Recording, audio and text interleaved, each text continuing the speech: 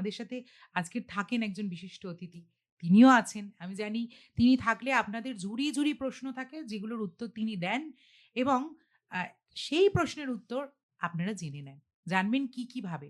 Facebook live দেখছেন, সেখানে comment section এ এসে কমেন্ট করতে পারেন। এছাড়া আমাদের ২ টো নাম্বার খোলা রয়েছে। সেই নাম্বারে আসতে পারেন 22488085 এই নাম্বারে সরাসরি আসতে পারেন। এছাড়া আরো একটা যেটা আপনারা পারেন সেটা হচ্ছে WhatsApp করতে পারেন।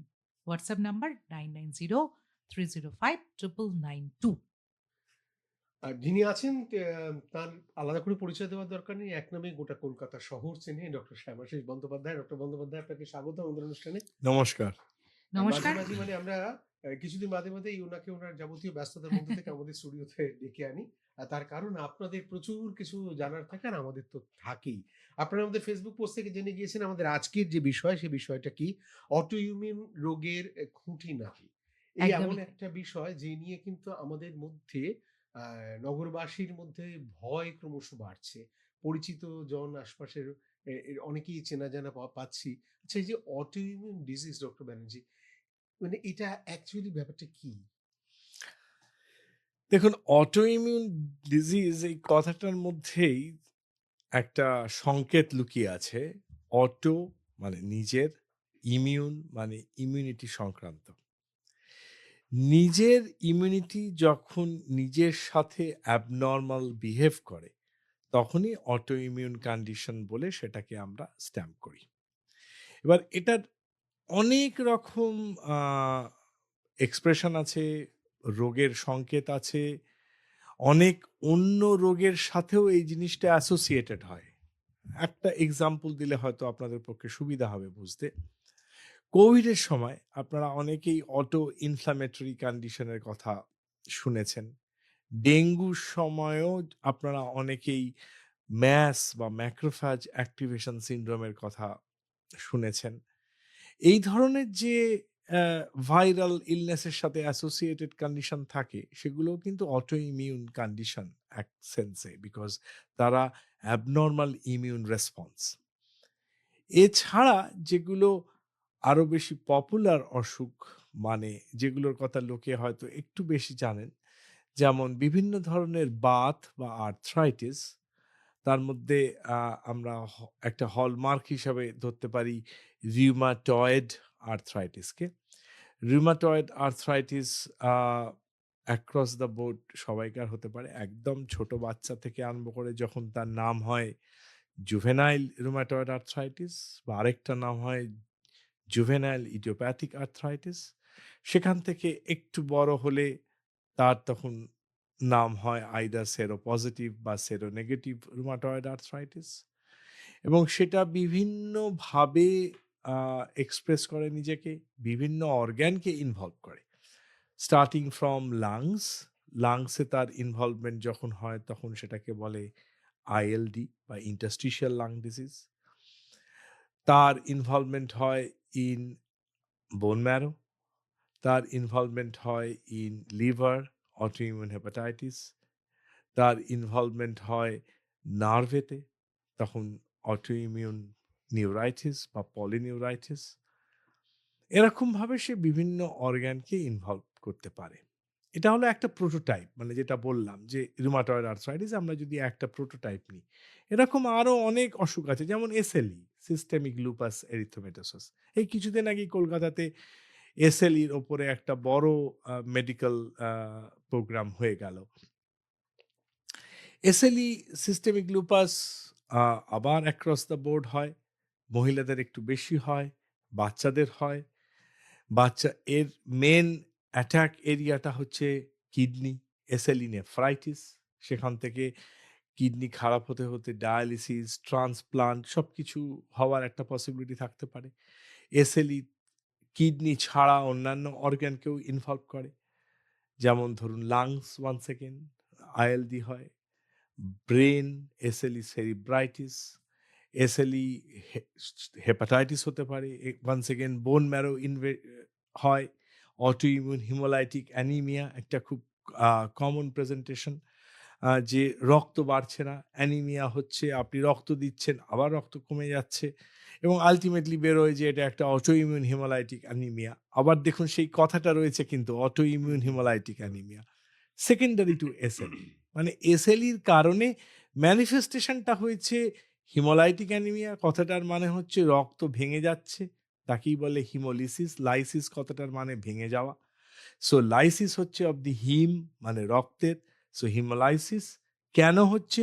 অটো ইমিউন কারণে, মানে নিজের বডি নিজের আরবিসি গুলোকে ভেঙে ফেলছে।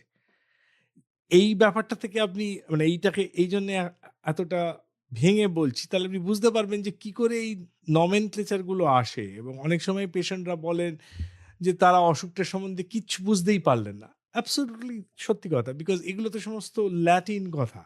আমরাও কি আগে পারতাম বুঝতে? বুঝতে পারতাম না, আমরা তো শিখে পাচ্ছি বুঝতে, তাই না? সো এই autoimmune haemolytic anaemia secondary to SLE, এরকম ভাবে বিভিন্ন অর্গান ইনভলভমেন্ট হয়। সো অটো ইমিউন কন্ডিশন এক কথায় বলতে গেলে একটা বহুব্যাপ্তি অসুখ। তার প্রেজেন্টেশন সাধারণ জ্বর ছাড়ছে না, সেখান থেকেও হতে পারে যে একজন মানুষের 15 দিন 20 দিন জ্বর, প্রচুর টেস্ট করা হয়েছে, টাইফয়েডের টেস্ট করা হয়েছে, ব্লাড কালচার করা হয়েছে, ডেঙ্গু, ম্যালেরিয়া, কালাজ্বর এইসব টেস্ট করা হয়েছে, কোনোটাই পাওয়া যাচ্ছে না। এবং ডাক্তারবাবুরাও বলছেন যে এত টেস্ট করছি, অ্যান্টিবায়োটিক 2-3 রকম পেয়ে গেছেন, কিন্তু জ্বর এসে যাচ্ছে এবং পেশেন্ট ধীরে ধীরে খারাপ হচ্ছে। এই যে ম্যানিফেস্টেশন, এটাকে বলে সিস্টেমিক ম্যানিফেস্টেশন। মানে এটা কোনো অর্গ্যান স্পেসিফিক হলো না। মানে আপনি আঙুল দিয়ে দেখাতে পারবেন না যে কিডনি খারাপ হয়েছে বলে জ্বর আসছে, লিভার খারাপ হয়েছে বলে জ্বর আসছে, তা নয়। এটা হচ্ছে মাল্টি সিস্টেম ইনভলভমেন্ট, একটা systemic manifestation of autoimmune condition. এসএলইর সিস্টেমিক ম্যানিফেস্টেশন জ্বর আসছে। এবার আপনি খুঁজতে খুঁজতে গিয়ে পৌঁছলেন যে ও আচ্ছা এসএলইর জন্য জ্বর আসছে। সো ব্যাপারটা বহু ব্যাপ্তি, মানে বহু বিস্তৃত আর কি ব্যাপারটা। ফোনে একজন আছেন তার প্রশ্ন নিয়ে। নমস্কার। নমস্কার, আমি কুণাল চ্যাটার্জি কোনা হাওড়া থেকে বলছি। কুণাল চ্যাটার্জি, কোনা হাওড়া থেকে, বলুন। প্রশ্ন হচ্ছে আমার যে অটো ইমিউন ডিজিজটাই তো একটা ছোটমোটো নাম, আর আমরা যারা সাধারণ মানুষ তাদের পক্ষে তো ব্যাপারটা বোঝা অতটা সহজ নয়, খুব জটিল ব্যাপার। এবং কোন রোগ বা কি উপসর্গ থেকে হচ্ছে সেটা আমরা বুঝবো কি করে যে এটা অটো ইমিউন ডিজিজ, 1 নম্বর। আর 2 নম্বর হচ্ছে যে অটো ইমিউন ডিজিজ হলে আমরা কি করব, এবং আমাদের কি কি করলে আমরা, কথায় তো বলে যে মেডিকেল সায়েন্সে যে prevention is better than cure, যে কি কি করলে এই জিনিসটা হবে না বা কি কি ভাবে আমরা এটাকে ঠেকাতে পারি, এই তিনটেই হচ্ছে প্রশ্ন আমার। বেশ, শুনতে থাকুন আপনি। প্রথম হচ্ছে কি করে বুঝবো, এটা খুব ইম্পর্টেন্ট। হ্যাঁ, আমরা অ্যাকচুয়ালি ওটাই নিয়ে আলোচনা করছিলাম যে কি করে বুঝবেন। মানে লক্ষণটা ঠিক কি? লক্ষণটা কি? ওই যে বললাম লক্ষণটা বহু বিস্তৃত। তার মানে এখান থেকেই বোঝা যাচ্ছে যে একটা লক্ষণ নয়।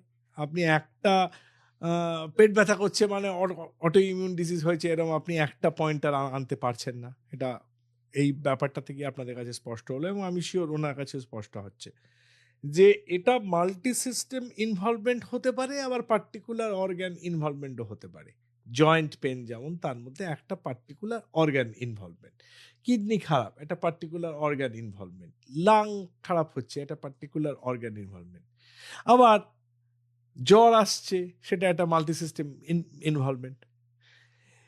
এই জিনিসটা এই রকম বলেই এটাকে ডায়াগনোসিস করা শক্ত।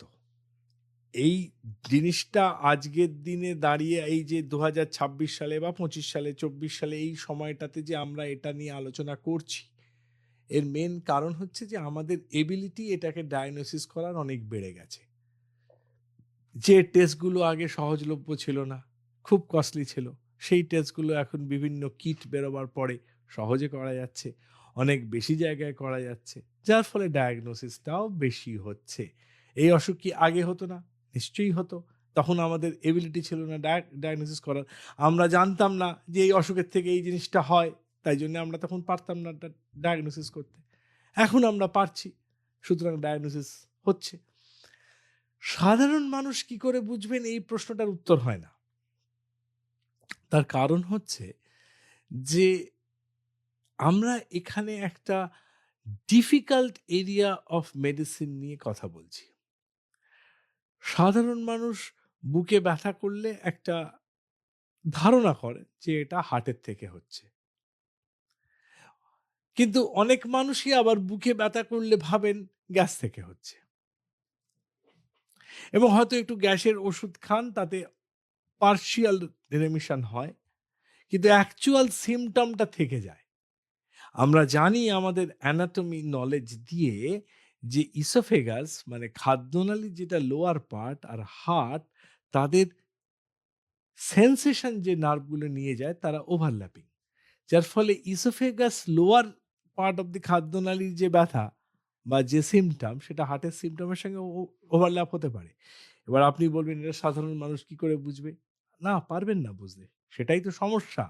এবং এইটা সমস্যা বলেই তো আজকে আপনারা এই প্রোগ্রামগুলো করছেন, এবং এই প্রোগ্রামের মাধ্যমে আমরা সাধারণ মানুষদের আপনারা জানাবার চেষ্টা করছেন যে এই ধরনের সিমটম হলে বা সাইন হলে এটাকে অবহেলা না করে বিশেষজ্ঞের পরামর্শ, হাসপাতালে যাওয়া, এই কাজগুলো করা উচিত। তা না হলে ভবিষ্যতে সমস্যা হতে পারে। আচ্ছা, এই যে আপনি বলছিলেন যে এখন ডায়াগনোসিস বেশি হচ্ছে বা আমরা জানতে পারছি। তাহলে কি এখন কি রোগটা বেড়েছে আগের থেকে? অটোইমিউন যে ডিজিজটা সেটা কি আগের থেকে বেড়েছে মানুষের? এখনকার যে লাইফস্টাইল বা এইসবের কিছুর জন্য?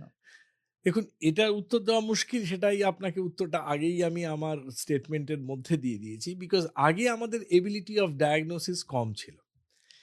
এবার যদি আপনি মনে করেন যে ক্যান্সার আজকাল অনেক বেশি ডায়াগনোসিস হচ্ছে, কিন্তু তার মানে কি ট্রুলি ক্যান্সারের ইনসিডেন্স বেড়ে গেছে? বেশি ক্যান্সার তৈরি হচ্ছে? We don't know that.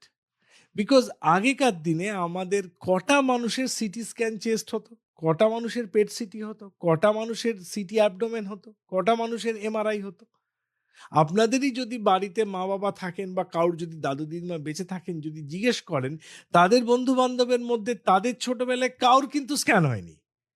Whereas আপনার আমার, আমি তো অনেক বুড়ো মানুষ, আপনার যদি আপনি দেখেন আপনার অনেক বন্ধুরই স্ক্যান হয়ে গেছে, বিভিন্ন কারণে স্ক্যান হচ্ছে, আল্ট্রাসাউন্ড পেটের একটা হয়ে যাচ্ছে। আপনার মায়ের ছোটবেলায় কখনো আল্ট্রাসাউন্ড হয়েছে কি? I have got great doubts, হয়নি। হয়তো আপনার মায়ের হয়ে থাকতে পারে, কিন্তু তার বন্ধু বান্ধবের কারোর হয়নি। সো এখন লোকে টেস্ট বেশি করছে, naturally pick up rate test বেশি করলে বাড়বেই। আপনি যদি পার টেস্ট ডান হিসাবে পিক আপ রেটটাকে ভাগ করে দেখেন, তাহলে দেখবেন রেটটা অ্যালার্মিংলি বেশি কিছু নয় একটা খুব বেশি মাতামাতি করার জন্য। ফোনে আরেকজন আছেন। নমস্কার। হ্যালো, আমি আগ্রা কৃষ্ণনগর থেকে বিশ্বনাথ মন্ডল বলছি। বলুন। আমার ৭৫ বছর বয়স। আমার হাঁটু, দুটো পায়ে হাঁটু এই তোমার নার্ভে ব্যথা হয়। এটা কি করলে ভালো হবে এবং কোন ডাক্তার কাছে যেতে হবে? আচ্ছা। শুনতে থাকুন। তবে আমি একটা কথা বলে দিই, যারা আমাদের সাথে ফোনে আসছেন 22488085 এ তারা কিন্তু যখন আমাদের সাথে কথা বলবেন, রেডিও সেটের ভলিউমটা একদম কমিয়ে দেবেন। নাহলে কিন্তু শুনতে খুব অসুবিধা হয় আমাদের। হ্যাঁ, জেনে নেব আপনার থেকে। দেখুন, উনি যে হাঁটুর ব্যথাটা বললেন এবং যে বয়স বললেন, সেই বয়সে হাঁটুর ব্যথা মোস্ট লাইকলি ডিজেনারেটিভ কন্ডিশনের জন্যই হচ্ছে, যাকে আমরা অস্টিও আর্থ্রাইটিস বলে থাকি। মানে হাঁটুর মধ্যে দুটো হাড়ের প্লেট আছে যদি ভাবেন, একটা টিবিয়া ফিবুলার একটা প্লেট আর একটা উপরে ফিমারের এন্ড, দুটো এন্ডের মধ্যে একটা কার্টিলেজ থাকে। কার্টিলেজ কথাটার মানে হচ্ছে একটা নরম সফট জিলাটিনাস একটা মেটেরিয়াল, যেটা কুশনের কাজ করে। অনেকটা যদি সাইকেল চালানো কারোর অভ্যেস থাকে, দেখবেন যেমন ব্রেক শু হয়, চাকা আর ওই মেটালটার মধ্যে একটা শু লাগানো থাকে, একটা একটু নরম জিনিস যেটা আটকে দেয়, অনেকটা ওরকম একটা ব্যাপার। তো সেই যে অ্যাবজর্বিং মেটেরিয়ালটা, সেটা বয়সকালেতে মানে ওয়্যার অ্যান্ড টিয়ারের জন্যে বিভিন্ন জায়গাতে ছিঁড়ে বা গর্ত হয়ে দুটো হাড়ের ঘষাঘষি লেগে ব্যথা হচ্ছে। এছাড়াও আরেকটা জিনিস উনি বললেন, নার্ভের ব্যথা। হয়তো কোনো ডাক্তারবাবুর কাছ থেকে উনি এই ডায়াগনোসিসটা পেয়েছেন। নার্ভের ব্যথার মধ্যে ওনার আমার মনে হয় ওনার হয়তো কোমর থেকে একটা র্যাডিকুলার পেন হচ্ছে। কথাটার মানে কি? কথাটার মানে হচ্ছে যে কোমরের লোয়ার পোর্শনের হাড়গুলো, তারা আবার ওই তাদের মধ্যে যে জিলাটিনাস ব্রেক শুর মতো যে পাতলা পাতলা মেটেরিয়ালগুলো যেগুলো ছিল, সেগুলো সামনের দিকে বেরিয়ে এসছে, সেগুলো ক্ষয়ে গেছে, অ্যান্টেরিয়রলি ক্ষয়ে গেছে, দিয়ে সেইগুলো নার্ভকে ধাক্কা মারছে বলে একটা পেন হচ্ছে, ব্যথা হচ্ছে। নার্ভের গায়ে হাত দিলে ব্যথা হয়। তার মোস্ট কমন এক্সাম্পল আমরা সবাই জানি, দাঁত। আইসক্রিম খেলে দাঁত ব্যথা হয়। একটা খুব অ্যাডভার্টাইজমেন্ট চলে দেখবেন সেন্সোডাইনের, যে সেন্সোডাইন দাঁতের ব্যথা কমায়। ওই যে নার্ভ, যে নার্ভগুলো দাঁতের মধ্যে থাকে সেগুলো ইরিটেট হয়ে প্রচন্ড ব্যথা হয়।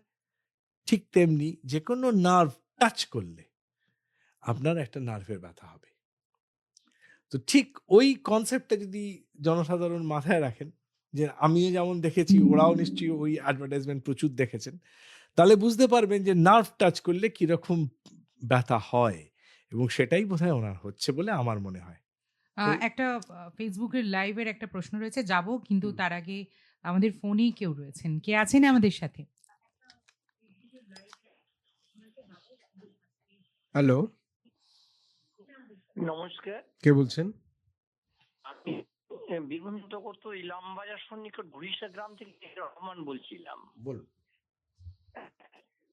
ডাক্তারবাবু, আপনারা বলেন যে অটো ইমিউনি ডিজিজ, তা কি ইমিউনিটি আমি ডায়াবেটিক পেশেন্ট, তো আমার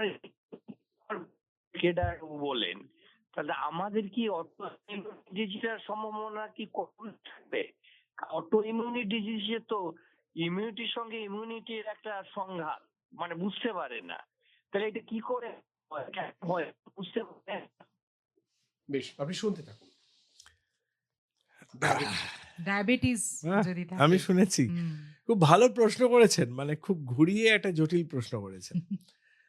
আহ, উনি যেটা বলতে চাইছেন সেটা হচ্ছে যে কিছু কিছু অসুখে আমরা জেনারেল স্টেটমেন্ট করি, ডাক্তাররাও করি, সাধারণ মানুষেও করে, যে ইমিউনিটিটা দুর্বল হয়ে গেছে, উইক ইমিউনিটি। এবং তার মধ্যে ডায়াবেটিস একটা খুব স্ট্যান্ডার্ড অসুখ, যাতে ডাক্তারবাবুরাও বলেন, পেশেন্টরাও জানেন যে ডায়াবেটিস থাকলে আপনার ইমিউনিটি দুর্বল হয়ে যায়, আপনার বিভিন্ন রোগ ভোগ মানে ইনফেকশন বেশি হয়। এখানে ব্যাপারটা হচ্ছে যে ডায়াবেটিস থাকলে আপনার প্রতিরোধ ক্ষমতা দুর্বল হয়। আপনার বিভিন্ন ব্যাকটেরিয়া, ভাইরাস, ফাঙ্গাস যে আপনাকে আক্রমণ করছে, আপনার শরীরে একটা ইনার প্রতিরোধ ক্ষমতা আছে, আপনার একটা আর্মি আছে শরীরে। সেই আর্মি সেই ফাঙ্গাস, ভাইরাস, ব্যাকটেরিয়া তাদেরকে প্রতিহত করছে, বাধা দিচ্ছে যাতে সে আক্রমণ না করতে পারে। আনকন্ট্রোল সুগার থাকলে, সুগার যদি কন্ট্রোলে না থাকে, তাহলে এই প্রতিরোধ ক্ষমতাটা কম হয়ে যায়। এটাকেই আমরা বলি যে আপনার ইমিউনিটিটা দুর্বল হয়েছে বলে আপনাকে এই ইনফেকশনটা বেশি করেছে। এটা খুব কমন নলেজ যে সুগার থাকলে নিউমোনিয়ার চান্স বেড়ে যায়, কিছু না হোক গায়ে ফাঙ্গাল ইনফেকশনের চান্স, ক্যান্ডিডা ইনফেকশনের চান্স বেড়ে যায়, স্পেশালি আমাদের এরকম হট হিউমিড জায়গাতে, ক্রিজগুলোতে, যে ক্রিজগুলোতে ঘাম বেশি হয়, সেই ক্রিজেতে ফাঙ্গাল ইনফেকশন খুব কমনলি হয়। সুগার থাকলে আরো বেশি হয়। এটার সাথে অটো ইমিউন কন্ডিশনের একটা ফারাক আছে, এটা হচ্ছে আপনার ইমিউনিটি দুর্বল। আর অটো ইমিউন কন্ডিশনে আপনার ইমিউনিটি দুর্বল সবল ব্যাপারটা নয়, ইমিউনিটি বিগড়ে গেছে, মানে আপনার ইমিউনিটি বকাটে হয়ে গেছে, আপনার কথা শুনছেন। এখানে আপনি মানে আপনি নন, আপনি মানে আপনার নিজের অস্তিত্বটাকে ভাববেন না যে আমার কথা শুনছে না। এখানে ইমিউনিটি আপনার কথা শুনছে না, মানে আপনার শরীরের যে চালন প্ল্যানটা, আপনার এই বিভিন্ন জিন, আরএনএ, ডিএনএ এই মিলিয়ে আপনার শরীরে চালাবার জন্য একটা প্ল্যান, বা আজকালকার পরিভাষায় একটা সফটওয়্যার আছে। তাহলে লোকে এক কথায় আজকাল বুঝে যায়, আপনার একটা সফটওয়্যার আছে, সেই সফটওয়্যারটা আপনাকে রান করছে। ঠিক যেমন কম্পিউটারগুলো এখানে সফটওয়্যার রান করছে, আমরা তো কন্টিনিউয়াসলি কম্পিউটারকে ইনপুট দিয়ে যাচ্ছি না, আমরা একটা ইনপুট দিয়ে রেখে দিয়েছি, কম্পিউটারটা অটোমেটিক রান করে যাচ্ছে। ঠিক শরীরও তাই, একটা সফটওয়্যার আছে, সেই সফটওয়্যারটা কে দিয়েছে আপনাকে? আপনার জিন দিয়েছে আপনাকে, আপনার ডিএনএ আরএনএ দিয়েছে, আপনার কোষের মধ্যে যে ক্রমাগত ফাংশন, এই যে আমি কথা বলছি, আপনার কথাটা বুঝলাম, বুঝে একটা উত্তর করলাম, কে করালো? এটা আমি করলাম না কিন্তু। এটা আমার কোর্সের মধ্যে সিস্টেমগুলো আপনার কথাটা শুনলো বা ওই ভদ্রলোকের কথাটা যিনি ইলমবাজারের কাছ থেকে বলছিলেন, তার কথাটা শুনলো, শুনে প্রসেস করলো মাথার মধ্যে কোর্সগুলো, দিয়ে অন্য কোর্সগুলোকে বলল যে, "বাবা এই উত্তরটা করো।" তাই না আমি আপনাকে এই উত্তরটা করতে পারছি? It's an intricate software function. ঠিক যেমন আমরা কম্পিউটারের ভেতরটা খুললে কিছু বুঝতে পারি না? আপনি যদি কোনোদিন খুলে থাকেন বা কোনো দোকানে গিয়ে থাকেন, দেখতে পাবেন খুললে আপনি কিচ্ছু বুঝতে পারবেন না। ঠিক এটাও তাই। আপনি যদি মাথাটা হঠাৎ করে খোলেন, আপনি খুললে দেখবেন আপনি কিচ্ছু বুঝতে পারছেন না। It's an intricate programming. এবার ওই প্রোগ্রামটা বিগড়ে গেছে। ঠিক যেমন আমরা বলি সফটওয়্যার বিগড়ে গেছে, ভাইরাস ঢুকে গেছে, ফল্ট এসে গেছে, এই হয়ে গেছে, তাই হয়ে গেছে। প্রচুর ক্যাশ হয়ে গেছে ফোনের মধ্যে CACHE, সেগুলোকে আপনাকে সরাতে হবে।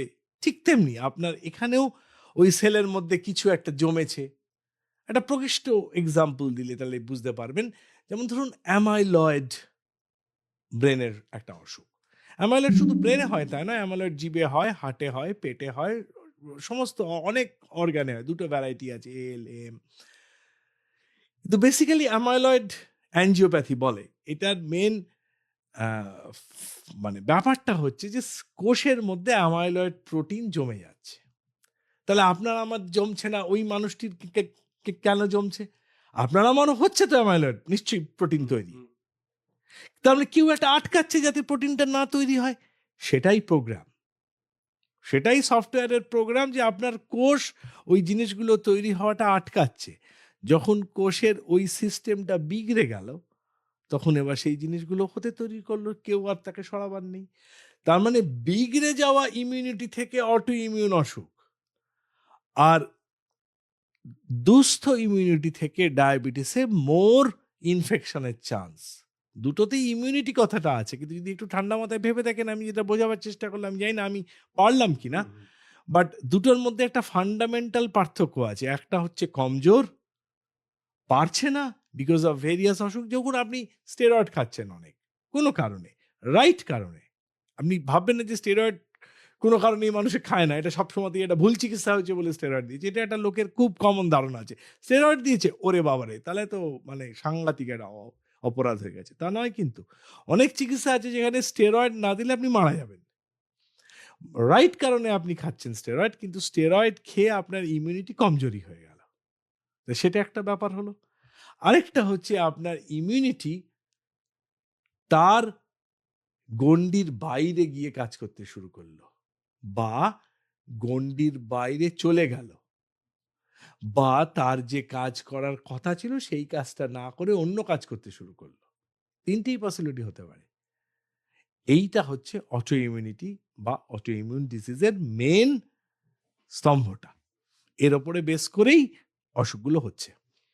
আর এইবারে আমাদের ফেসবুক লাইভ থেকে একটা প্রশ্ন আছে, সেই প্রশ্নে চলে যাব। সেই প্রশ্ন করছেন অনিন্দ গুছাই। তিনি বলছেন বয়স 63, তার RA ফ্যাক্টর 97, হাতের আঙুল ফুলে আছে, গোড়ালি ব্যথা, হাঁটতে সমস্যা। কষ্ট লাঘবের জন্য কি করা যায়? একদম সুস্থ হওয়া কি সম্ভব নয়?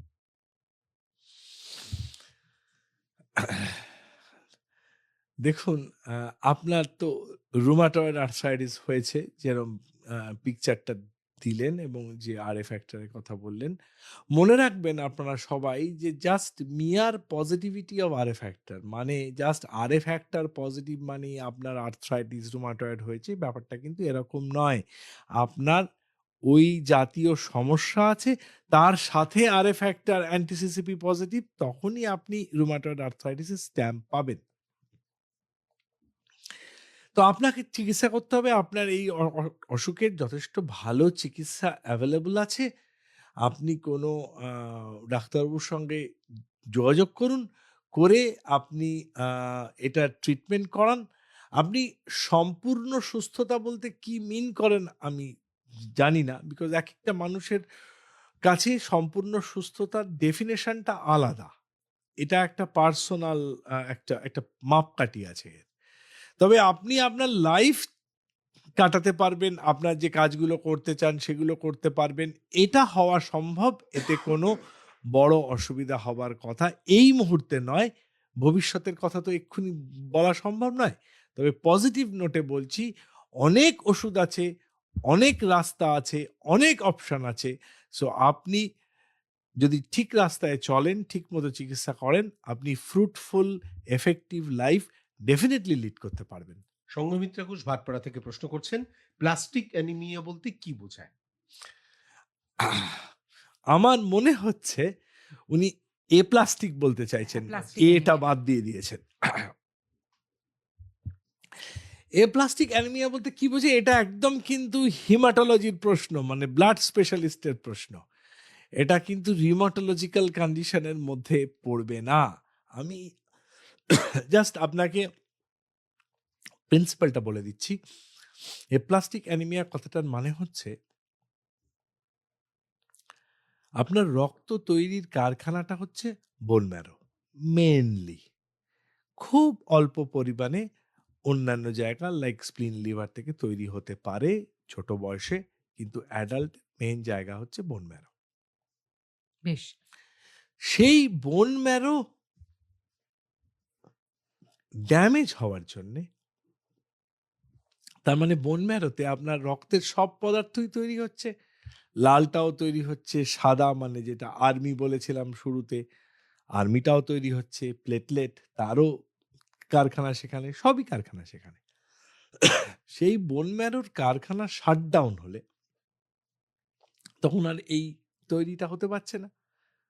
সেই জিনিসটাকে বলে অ্যাপ্লাস্টিক অ্যানিমিয়া। উনি কিন্তু একটা প্রশ্ন ভালো করেছেন,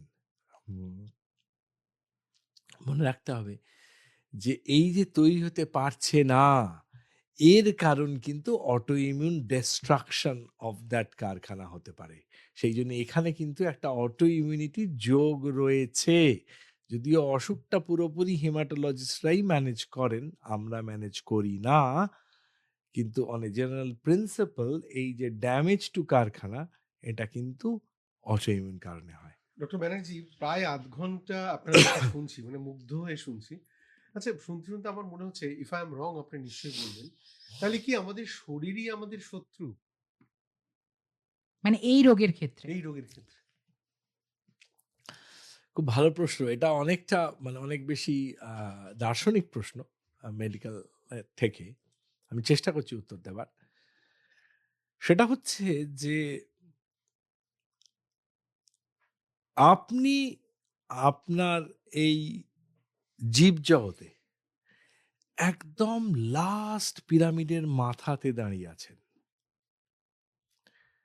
অ্যাজ এ হিউম্যান কথা বলছি। আপনি, আমি, দিদিভাই, বাচ্চা সবাই।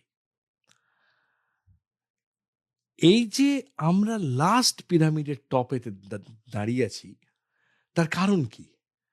আমরা কি এমন একটা পেয়েছি জিনিস, যেটাতে আমরা আজকে ধরুন এটা কেঁচোর থেকে আমরা বলতে পারি যে ভাই তোর থেকে আমরা অনেক বেশি সুপিরিয়র, আমরা একদম টপে রয়েছি পিরামিডের। কেন? আমরা অনেক বেশি ইভলভড, আমাদের ইভলিউশন অনেক বেশি হয়েছে সমস্ত জায়গায়। তো ইভলিউশন তো এক জায়গায় থেমে থাকবে না। So evolution of every place has gone enormously to build us. So we are a very complex machine. So naturally, more complex you are, তাতে ফল্ট জেনারেট হওয়ার চান্সও তত বেড়ে যাচ্ছে। খুব সাধারণভাবে যদি একটা মানে এক্সাম্পল দিই, আপনাদের কারোর কাছে যদি সেই আগেকার পুরনো ফোনগুলো থেকে থাকে, ছোট ছোট ফোন, যাতে কিছু ছিল না, শুধু কিছু উঁচু বাটন ছিল, টিপতেন আর হ্যালো বলে কথা বলতেন, যারা এই ছোট ফোন ইউজ করতাম বা করতেন, তাদের ফোন কখনো খারাপ হতো না। এখন যে হাইটেক বিভিন্ন ফোন ইউজ করেন, প্রায়শই দেখবেন তাতে বিভিন্ন গন্ডগোল হয়। সফটওয়্যারে গন্ডগোল, এই হলো তাই হলো, গরম হয়ে যাচ্ছে, বন্ধ হয়ে গেল, সেভ করেছিলাম হলো না, ইত্যাদি ইত্যাদি। ১-১.৫ বছরের বেশি এই ফোনগুলো টিকতেই চায় না, আপনি যত দামি ফোন কিনুন। আমি জানি না আপনাদের এই ঘটনাগুলো লাইফে ঘটে কিনা, ঘটে। আমার তো ঘটে। ঘটে। তার কারণটা হচ্ছে ওই ছোট ফোন ওয়াজ এ প্রিমিটিভ ফোন, তাতে কমপ্লেক্সিটি কিছু ছিল না। যত আপনি মেশিনটাকে কমপ্লেক্স করেছেন, তত তার মধ্যে ফল্ট জেনারেটিং এবিলিটিটাও বেড়ে গেছে। যত বেটার মেশিন, তত বেটার ফল্ট। তা আমাদের শরীরে এখন ওই জিনিসটা প্রকট হচ্ছে। সেই জন্যে আপনি দেখবেন এখন আমরা এটা বুঝতে পারছি। ইনফ্যাক্ট আমি যখন ছাত্র ছিলাম অনেক বছর আগে, তখন কিন্তু আমরা এগুলো বুঝতে পারতাম না। আজকে এই বয়সে এসে কিন্তু আমাদের অনেক বেশি চোখ খুলে যাচ্ছে বিকজ সায়েন্স ওই জিনিসগুলো বার করছে। Specially in cancer chemotherapy, cancer জিন আন্ডারস্ট্যান্ডিং, ইন জিনোমিক্স, বিভিন্ন জিনোমিক্সগুলো আমরা এখন বুঝতে পারছি। আগে শুধু আমরা হিউম্যান জিন আইডেন্টিফাই করেই ভেবেছিলাম এটা বিরাট কাজ হয়ে গেছে। আমরা মানুষের সবকটা জিন বার করে ফেলেছি। এখন আমরা জিনের ভেতরে গিয়ে জিনের ইনার স্ট্রাকচার বুঝতে পারছি, জিন কিভাবে কাজ করছে বুঝতে পারছি, জিনকে কে কন্ট্রোল করছে, সাপ্রেস করছে সেটা বুঝতে পারছি। সো এখন ওই জন্য দেখবেন ক্যান্সার যখন কেমোথেরাপি ঠিক করা হয়, এখন ক্যান্সার কেমোথেরাপি আর আগেকার মতো একটা রেজিম সবাইকার চলছে এরকম হয় না। এখন specific genetic background, specific genetic deletion অ্যাডিশনের ওপরে কেমোথেরাপিটিক এজেন্ট ঠিক হয়, যাকে আমরা বলি অনেক বেশি পার্সোনালাইজ মেডিসিন। এটা নিশ্চয়ই এখন অনেক জায়গায় শুনছেন যে মেডিসিন অনেক বেশি স্পেসিফিক হয়ে গেছে। তার কারণ হচ্ছে আমরা এখন শরীরের ভেতরের কলকবজাগুলোর ফাংশনিং আগের থেকে বেটার বুঝতে পারছি। এখনো দিল্লি অনেক দূর। একটা কথা ছিল না, দিল্লি বহুত দূর হ্যায়। এখনো অনেক দূর। কিন্তু আগের থেকে অনেক বেশি, ধরে নিন প্রায় 10-20% শরীরের ইনার ফাংশন আমরা এখন ধরতে পারছি, যেটা আগে আমরা 2-3% বুঝতে পারতাম। এবং দিস প্রোগ্রেস, এই যে উন্নতিটা has happened more in cellular level or subcellular level, মানে সেল, বা কোষ, তারও আর অভ্যন্তরে। কোষের ভেতরে, হুম। তার ভেতরে যে যে জিনিসটা ঘটছে সেইটা আমরা অনেক বেশি বুঝতে পারছি আগের থেকে। সেটাই এইগুলো ডায়াগনোসিস হওয়া, তার ট্রিটমেন্ট অপশন বেরোনো, সেগুলোতে হেল্প করছে। সো ডেফিনেটলি ইয়েস, আপনি যেটা বললেন যে এই কমপ্লেক্স আন্ডারস্ট্যান্ডিংই আমাদের এই কমপ্লেক্স প্রবলেমের সামনে আনছে। আচ্ছা, একজন প্রশ্ন করছে আমাদের ফেসবুক লাইভে, রীতা ব্যানার্জি। তিনি বলছেন, "এইসব ব্যথা বয়স হলে প্রত্যেকেরই হয়। আগে থেকে যদি ব্যায়াম করি তাহলে কি এর থেকে রক্ষা পাওয়া যাবে?" একদম। এটার এই প্রশ্নের উত্তর আপনি দিয়েছেন এবং সঠিক উত্তর। রক্ষা পাবেন কিনা বলতে পারছি না। তবে ডেফিনিটলি আপনি এই ব্যথা বেদনা বেটার ট্যাকল করতে পারবেন, এটা নিয়ে কোনো সন্দেহের অবকাশ নেই। এরোবিক এক্সারসাইজ এবং ওয়েট কমিয়ে রাখা, এই দুটো জিনিস যদি প্যারালালি চালিয়ে যান right from start of your life, এটা কিন্তু ৮০ বছর বয়সে গিয়ে করব বলে ফেলে রাখলে হবে না। Right from start of your life যদি weight in control and aerobic exercise চালিয়ে যেতে পারেন, তাহলে ডেফিনেটলি আফটার আপনার মোবিলিটি অনেক ভালো থাকবে, আপনি অনেক বেশি কার্যক্ষম থাকবেন, এটা নিয়ে কোনো সন্দেহের অবকাশ নেই। দীপ্তার্ঘ বাগচি। হুম। ফেসবুক লাইভে প্রশ্ন, দীপ্তার্ঘ বাগচি। তিনি বলছেন, "অটো ইমিউন প্রবলেমের থেকে অ্যালোপেশিয়া কেন হয়? কাইন্ডলি জানাবেন।" আমি ধরে নিচ্ছি আপনি মানে অন এ ব্রডার স্কেল জিজ্ঞেস করছেন, নিশ্চয়ই অন এ সেলুলার স্কেল জিজ্ঞেস করছেন না। তবে বেসিক্যালি অ্যালোপেশিয়া, সব অ্যালোপেশিয়া অটোইমিউন কারণে হয় তা কিন্তু নয়। কিছু কিছু অ্যালোপেশিয়া আছে জিন রিলেটেড। আপনার বাড়িতে অ্যালোপেশিয়া আছে, male, specially male type of baldness বা লস অফ হেয়ার, সেটা হয়।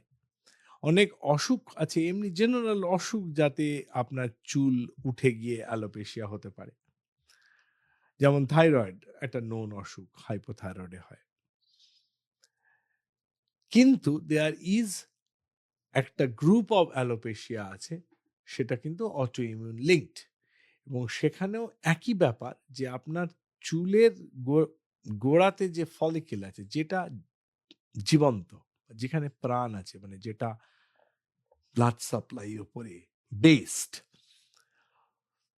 আপনার চুল কাটলে তো রক্ত পড়ে না, সুতরাং এটা অবভিয়াস যে চুলের মধ্যে কোনো ব্লাড সাপ্লাই নেই, তাহলে রক্ত পড়তো।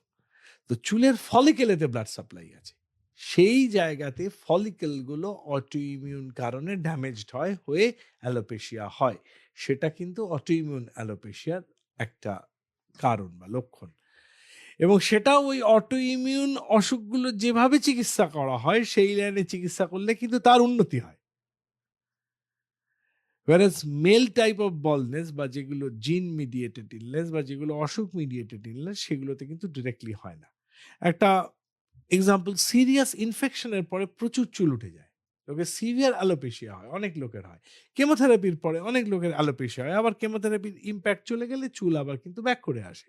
এটা নিশ্চয়ই অনেকের মধ্যে, আপনাদের বন্ধু বান্ধবের মধ্যে কারোর যদি কখনো কেমোথেরাপি হয়ে থাকে তাহলে দেখবেন এটা হয়, প্রথমে চুল উঠে যায় আবার চুল ফিরে আসে। কিন্তু এই অটোইমিউন অ্যালোপেশিয়াতে স্পেসিফিক অটোইমিউন চিকিৎসা না করলে কিন্তু সমস্যা হতে পারে। আমাদের এই আপনি যে বলছিলেন এই কথা থেকে একটা প্রশ্ন মাথায় এলো। অটো ইমিউন ডিজিজটা কি জেনেটিক? মানে বংশ পরম্পরায় চালিত হয় এমন কি কিছু রয়েছে? কিছু অসুখ হ্যাঁ, কিছু অসুখ নয়। কিছু অসুখ আছে যেগুলো ঠিক জেনেটিক স্ট্যাম্পটা হয়তো দিতে পারবো না, তবে বাড়িতে ওই ধরনের অসুখ থাকলে আদার অটো ইমিউন ডিজিজের ইনসিডেন্স বা রেট বেড়ে যায়। এটা আমরা লক্ষ্য করেছি এবং জানি। মানে ধরুন কারোর বাড়িতে একটা অটো ইমিউন ডিজিজ আছে, তার মায়ের আছে, ধরুন তার মায়ের রুমাটয়েড আর্থ্রাইটিস আছে, তার মেয়ের হয়তো এসএলই হলো। রুমাটয়েড আর্থ্রাইটিসই হতে হবে তা কিন্তু নয়, কিন্তু একটা অটো ইমিউন অসুখ হলো, বা কারোর বাড়িতে সোরিয়াসিস আছে, আবার তার বংশে আবার একজনের দেখা গেল যে সোরিয়াসিস হয়েছে। অর কারোর বাড়িতে ধরুন ফর এক্সাম্পল প্রাইমারি হাইপোথাইরয়েডিজম আছে, তার দেখা গেল বাড়িতে হাইপোথাইরয়েডিজম হচ্ছে। আরেক ধরনের অসুখ আছে যেখানে জিন ডাইরেক্টলি মডুলেট করে সেই অসুখটাকে। যেমন একটা এক্সাম্পল দিচ্ছি, HLA-B27 বলে একটা জিন আছে। সেই জিনটা থাকলে আপনার একটা গ্রুপ অফ অটো ইমিউন অসুখ, যাকে আমরা বলি স্পন্ডাইল আর্থ্রাইটিস, এটা কিন্তু নর্মাল স্পন্ডিলাইটিস নয়। মানে এই অনুষ্ঠানটার পরে সারা পশ্চিমবঙ্গের লোক ভাবতে আরম্ভ করবেন যে আমার স্পন্ডিলাইটিস আছে মানে আমার HLA-B27 টেস্ট করতে যেতে হবে, তা কিন্তু নয়। আবারও বলছি, একটা অসুখ আছে যেখানে HLA-B27 জিন ওই ব্যাপারটাকে মডুলেট করে, মানে HLA-B27 জিনের প্রেজেন্স ওই ধরনের বাতের দিকে আপনাকে ঠেলে নিয়ে যেতে পারে এবং একটা গ্রুপ অফ পেশেন্টদের ঠেলে নিয়ে যায়ও। এবারে HLA-B27 কিন্তু আপনার থেকে আপনার সন্তান সন্ততির মধ্যে আসতে পারে। আরেকটা জিন আছে HLA-B5। HLA-B5 বা HLA-B501 এগুলো বেশেটে হয়।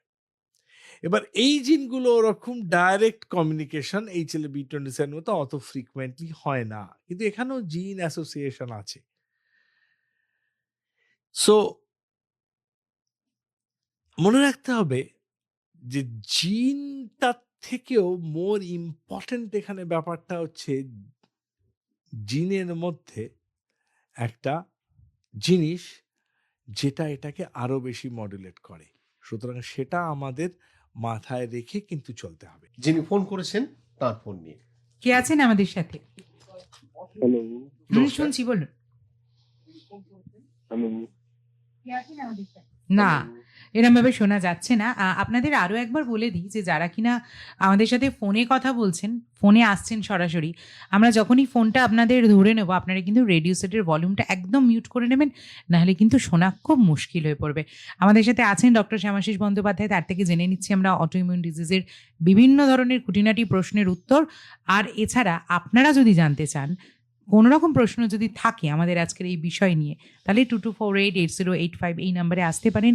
এছাড়া 9903059992 এই নাম্বারে কিন্তু হোয়াটসঅ্যাপ বা টেক্সট মেসেজ করতে পারেন। এছাড়া আমাদের ফেসবুক লাইভ রয়েছে দুটো পেজ থেকে, 100.1 FM গোল্ডের পেজ, যেখানে কিনা সরাসরি আপনি দেখতে শুধু নয় শুনতেও পাচ্ছেন, আর তার সাথে সাথে আমাদের আকাশবাণী কলকাতার যে পেজ রয়েছে সেই পেজ থেকেও কিন্তু আপনি সরাসরি এসে আমাদের সাথে কথা বলতে পারেন, কমেন্ট সেকশনে কমেন্ট করতে পারেন। ঠিক এই মুহূর্তে যেমন হোয়াটসঅ্যাপ এসেছে। হোয়াটসঅ্যাপে প্রশ্ন করেছেন নন্দা রায় পুরেল, হাওড়া বেলগাছিয়া থেকে। তার বক্তব্য, আমি 50 মহিলা, বছর 3 আগে হাই সুগার 860/450-এ মৃত্যুমুখ থেকে ফিরেছি। আমার সমস্যা হলো সবসময় মাথায় বড় যন্ত্রণা হয়, আগুনের সামনে মেঘলা বা চড়া রোদ, অতিরিক্ত ঠান্ডা বা গরমে কপাল, নাক, চোখ, কান, গলা, দাঁত, কনুই, হাঁটু, গোড়ালি, পায়ের পাতা সর্বত্র ব্যথা হয়। কপালের দুপাশের যন্ত্রণা সবথেকে তীব্র হয়। রাতে বিছানায় শুলেই টের পাই পায়ের পাতায় অসহ্য জ্বালা বোধ হয়। হার্টের চিকিৎসার অধীনে আছি, প্রেশার হাই ছিল। চিকিৎসকের পরামর্শে রোজ প্রেশার মাপি। এখন প্রেশার নরমালের দিকে। মাসে একবার সুগার চেকআপ হয়। পায়ের শিরায় টান ধরে আর শিরশির করে। এগুলো কেন হয়? প্রতিকার কি? কোন ধরনের চিকিৎসকের পরামর্শ নেব যদি একটু বলেন? দেখুন, আপনার হিস্ট্রিটা শুনে আপনার অনেকগুলো সমস্যা হচ্ছে। তারা একে অপরের সঙ্গে ডাইরেক্টলি লিঙ্কড নাও হতে পারে। প্রথম কথা হচ্ছে, আপনার পায়ে যে নার্ভের সমস্যাটা হচ্ছে বললেন, যে জ্বালা করছে, শীত টানছে, এগুলো নার্ভের ডাক্তারকে দেখাতে হবে। এটা ডায়াবেটিক নিউরোপ্যাথি হচ্ছে বলেই মনে হচ্ছে শুনে, এবং এখানে গ্যাবাপেন্টিন বা প্রিগ্যাবালিন জাতীয় ওষুধ আপনাকে হয়তো খেতে হতে পারে। সেটা নার্ভের ডাক্তারের সঙ্গে পরামর্শ করে আরম্ভ করতে পারেন। সেকেন্ড হচ্ছে যে, খুব খারাপ ডায়াবেটিস থাকলে সেখান থেকেও একটা আর্থ্রোপ্যাথি বা বাতের মতন হয়। আপনাকে আলাদা করে অটোইমিউন বা এই ধরনের রুমাটয়েড জাতীয় বাত নাও ভাবতে হতে পারে। জাস্ট পুয়ারলি কন্ট্রোল ডায়াবেটিস থেকে একটা বাত হয়, যেটা ডায়াবেটিক অ্যামায়োট্রফির মতো ডায়াবেটিক আর্থ্রোপ্যাথি। এবার এইটা আপনাকে কিন্তু একজন ডাক্তারবাবুর সঙ্গে কথা বলে পরামর্শ করে কয়েকটা টেস্ট করে দেখতে হবে যে আপনার আর কোনো অটোইমিউন কন্ডিশন হচ্ছে না এটা পুরোপুরি আপনার ডায়াবেটিসের সাথে লিঙ্কড। আর যদি আপনার সুগার, প্রেশার এই জাতীয় অসুখ থাকে, তাহলে ভ্যাসকুলার ইলনেস মানে ব্লাড ভেসেল সংক্রান্ত যে সমস্ত অসুখগুলো, সেগুলো হার্ট, ব্রেন এই দুটোই আমরা বেশি ভাবি বা জানি, কিন্তু পেরিফেরাল আর্টারিতেও হয়, পায়ের লং আর্টারিগুলোতেও হয়। তাকে আমরা বলি পেরিফেরাল ভ্যাসকুলার ডিজিজ। সেগুলো কিন্তু হতে পারে, তারও প্রেজেন্টেশন কিন্তু এরকম হতে পারে। সুতরাং আপনি ডাক্তারবাবুর সঙ্গে যিনি আপনাকে দেখেন তাকে এই প্রশ্নগুলো দিন। চলে যাই আরো এক লিসনারের প্রশ্ন নিয়ে। কে আছেন আমাদের সাথে? হ্যালো। শুনতে পাচ্ছি, বলুন। হ্যাঁ, আমি একটুখানি ডাক্তারবাবুর সাথে কথা বলবো আমার শারীরিক বলুন, সমস্যার বলুন, ব্যাপারে। শুনছেন, উনি শুনতে বলুন। পাচ্ছেন। হ্যাঁ, ডাক্তারবাবু, আপনি আমার কে বয়স বলছেন? ৭৩। কোথা থেকে? আমি পরিতোষ নন্দী ফ্রম রায়গঞ্জ। বলুন। আমি এককালে খেলাধুলা, আমার বয়স ৭৩ প্লাস। আমি এককালে খেলাধুলো করতাম এবং 86 এ আমার ডান হাঁটুর লিগামেন্ট অপারেশন হয়েছে, কিন্তু কোনো সমস্যা ছিল না। কিন্তু বছর ৩ হলো আমার বিশেষ করে ডান পায়ের হাঁটার ছন্দটা যেন কেমন একটু এলোমেলো। বা পাটা ঠিকই আছে, ডান পায়ের ছন্দটা নেই। আমি সকালে মর্নিং ওয়াক করি, জগিং ফগিং করি, কিন্তু দেখা যাচ্ছে আমার ডান পায়ের যে শু পরি বা স্পোর্টস শু পরি, তার বুড়ো আঙুলটার চাপ বেশি পড়ছে এবং সেই জায়গাটা ফুটো হয়ে যাচ্ছে। হ্যাঁ, এটা কেন হচ্ছে আমি ঠিক বুঝতে পারছি না। শুনতে থাকুন। ইনি একটা প্রশ্ন বললেন, প্রশ্নটা খুব ইন্টারেস্টিং, যে আজ থেকে 40 বছর আগে ওনার একটা হাঁটু সার্জারি হয়েছিল এবং উনি খেলাধুলো করেন, এবং তারপরে 40 বছর, ওনার 73 বছর বয়স, মানে 33 বছর বয়সে ওনার একটা সার্জারি হয়েছিল, এবং তারপর থেকে উনি ভালোভাবেই চলাফেরা ইত্যাদি সব করছিলেন। এখন ওনার একটা হাঁটতে অসুবিধা হচ্ছে এবং উনি খেয়াল করছেন যে একটা পায়েতে অবভিয়াসলি বেশি চাপ পড়ছে একটা জায়গায়, যেই জন্য ওই জায়গাটা ক্ষয়ে যাচ্ছে। মোস্ট লাইকলি ওনার একটা গেটের সমস্যা হচ্ছে, এবং এই যে উনি বললেন না আমার ছন্দটা এলোমেলো হয়েছে, ওনাকে কিন্তু ডেফিনেটলি একটা প্রপার অর্থোপেডিক এবং নিউরোলজিস্ট দুজনকে দেখাতে হবে। আইদার ওনার হাঁটুর অ্যালাইনমেন্টে গন্ডগোল হয়েছে, ওর ওনার পায়ে উইকনেস হয়েছে, যার ফলে ওনার প্রেশারটা সমানভাবে পড়ছে না। এই দুটোর মধ্যে যে কোনো একটা সমস্যা হচ্ছে ওনার। সুতরাং আমার সাজেশন হবে একজন অর্থোপেডিক আর একজন নিউরোলজিস্ট, এদের দুজনকে দেখালে উনি একটা উত্তর পেয়ে যাবেন বলে মনে হয়। হাতিয়ারা থেকে সুজয় ঘোষাল প্রশ্ন করেছেন, যারা ভেজ খান তারা অ্যালবুমিনের জন্য ডিম না খেয়ে কি খাবেন? মানে আমাদের শুধুমাত্র অটোইমিউন নয়, কিন্তু বিভিন্ন ধরনের প্রশ্ন না, আসছে। মানুষের মনে প্রশ্ন আসবে, সেটাই তো উত্তর দিতে হবে। যারা ভেজ খান তারা ডিম না খেয়ে আরো অনেক ভেজিটেবল সোর্স অফ প্রোটিন আছে, সেগুলো পারেন খেতে। ভেজিটেবল সোর্স অফ প্রোটিনের মধ্যে যেমন ধরুন সয়াবিন আছে একটা, ডাল আছে বিভিন্ন রকম, সমস্ত ডালগুলোতেই ভালো প্রোটিন আছে। তারা এমনি আমি ধরে নিচ্ছি তারা ভেগান নন, সুতরাং তারা দুধ খেতে পারেন, দুধ, ছানা, দই, এটাতে ভালো প্রোটিন আছে। তারা যদি ভেগান হন আবার তারা দুধও খাবেন না, সেটা পরিষ্কার করলেন না। আমি ভেজিটেরিয়ান মানে ধরে নিচ্ছি উনি দুধ জাতীয় জিনিস খাবেন। তাহলে দুধ, ছানা, দই এই জাতীয় পদার্থ খেতে পারেন। বিভিন্ন রকমের লেগিউম খেতে পারেন, যেমন ধরুন ছোলা, রাজমা, এই জাতীয় যে লেগিউমগুলো সেগুলো খেতে পারেন, মটর, এই জাতীয় ব্যাপারগুলো খেতে পারেন। আর আজকাল ধরুন সয়াবিনের মিল্ক, সেগুলো পাওয়া যায়, সেগুলো কনজিউম করতে পারেন। সুতরাং ছাতু খেতে পারেন। শুনতে খুব হয়তো অনেকেই ভাবেন বাবা ছাতু খেতে বলছে ডাক্তারবাবু, কিন্তু ছোলার ছাতু একটা খুব সহজলভ্য এবং কম দামি উপকরণ যেখানে ভালো প্রোটিন আছে, সুতরাং সেটা খেতে পারেন। এইগুলো অনেক খাবারই তো হয়ে গেল। আমাদের ফেসবুক লাইভেও বেশ কিছু প্রশ্ন আছে, তার মধ্যে প্রীতম খণ্ড, তার প্রশ্নতে আসি যে ইমিউনো সাপ্রেশেন্ট মেডিসিনের সাইড এফেক্টগুলো কি কি একটু যদি বলেন। আমি ইউভাইটিসের পেশেন্ট, আর এর অল্টারনেটিভ কি কিছু হতে পারে? দেখুন, ইভিআইটিস এর পেশেন্ট মানে আমি ধরে নিচ্ছি যে ওনার আইদার অর যে কোনো একটা অসুখের কারণে উনি ইউভিআইটিস হয়েছে। আইদার রুমাটয়েড আর্থ্রাইটিস আছে, যার ফলে স্ক্লেরাইটিস, যেটাকে উনি ইভিআইটিস বলছেন, সেই জাতীয় ব্যাপার হতে পারে, অ্যান্টেরিয়র ইভিআইটিস, অথবা HLA-B27 পজিটিভ স্পন্ডাইল আর্থ্রোপ্যাথি আছে, বা আইবিডি অ্যাসোসিয়েটেড স্পন্ডাইল আর্থ্রোপ্যাথি আছে, যেখান থেকে ইভিআইটিস হতে পারে, বা সার্কয়েড আছে, যেখান থেকে হতে পারে। তো এই ধরনের অসুখগুলো ইউভিআইটিস কতটার মানে, বাকি দর্শকদের জন্য বলছি যারা এই প্রোগ্রামটা শুনছেন, যে ইউভিআইটিস কতটার মানে হচ্ছে চোখের যে লাইনিং, যেটা আপনি দেখতে পাচ্ছেন সাদা অংশ, সেইটা বুঝতেই পারছেন সাদা অংশটা খুব টাফ, এবং তার পেছনে একটা জেলির মতো পদার্থ আছে, তার ভেতরে লেন্সটা আছে, তার পেছনে কোরয়েড একটা প্লেক্সাস আছে, একটা ব্লাডের একটা জাল আছে, তার পেছনে রেটিনা আছে, যেটা ফটোসিনথেটিক প্লেট একটা, আপনার আলোটা গিয়ে পড়ে সেই রেটিনাটা সেই সিগন্যালটা মাথায় নিয়ে গেল থ্রু অপটিক নার্ভ। তাহলে এই অ্যান্টেরিয়র পার্টটা মানে স্ক্লেরা এবং ভেতরে যে জেলির মতো পার্টটা, এই পার্টটাকে ইনফ্লামেশন হলে তাকে বলে ইউভিআইটিস। এটা ইনফেকশনের জন্য কিন্তু হতে পারে, যেমন ধরুন সিএমবি ভাইরাস, সিএমবিতে রেটিনাইটিস যেমন হয় তেমনি আগেও ইনফেকশন হতে পারে, হারপিসে হতে পারে। এবার ওনার যে অটো ইমিউন ইউভিআইটিস, তাতে কিন্তু ইমিউনোসাপ্রেশন মেডিসিন চোখটাকে বাঁচাবে, এবং রেকারেন্ট ইউভিআইটিস হলে কিন্তু চোখ নষ্ট হয়ে যাওয়ারও একটা ভয় থাকে।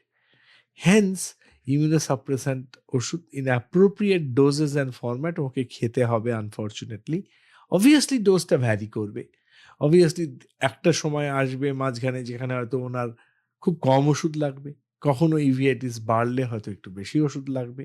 সো ওষুধ কিন্তু একদম সেট ইন স্টোন নয়, এটা কিন্তু খুব ইম্পর্ট্যান্ট একটা ব্যাপার।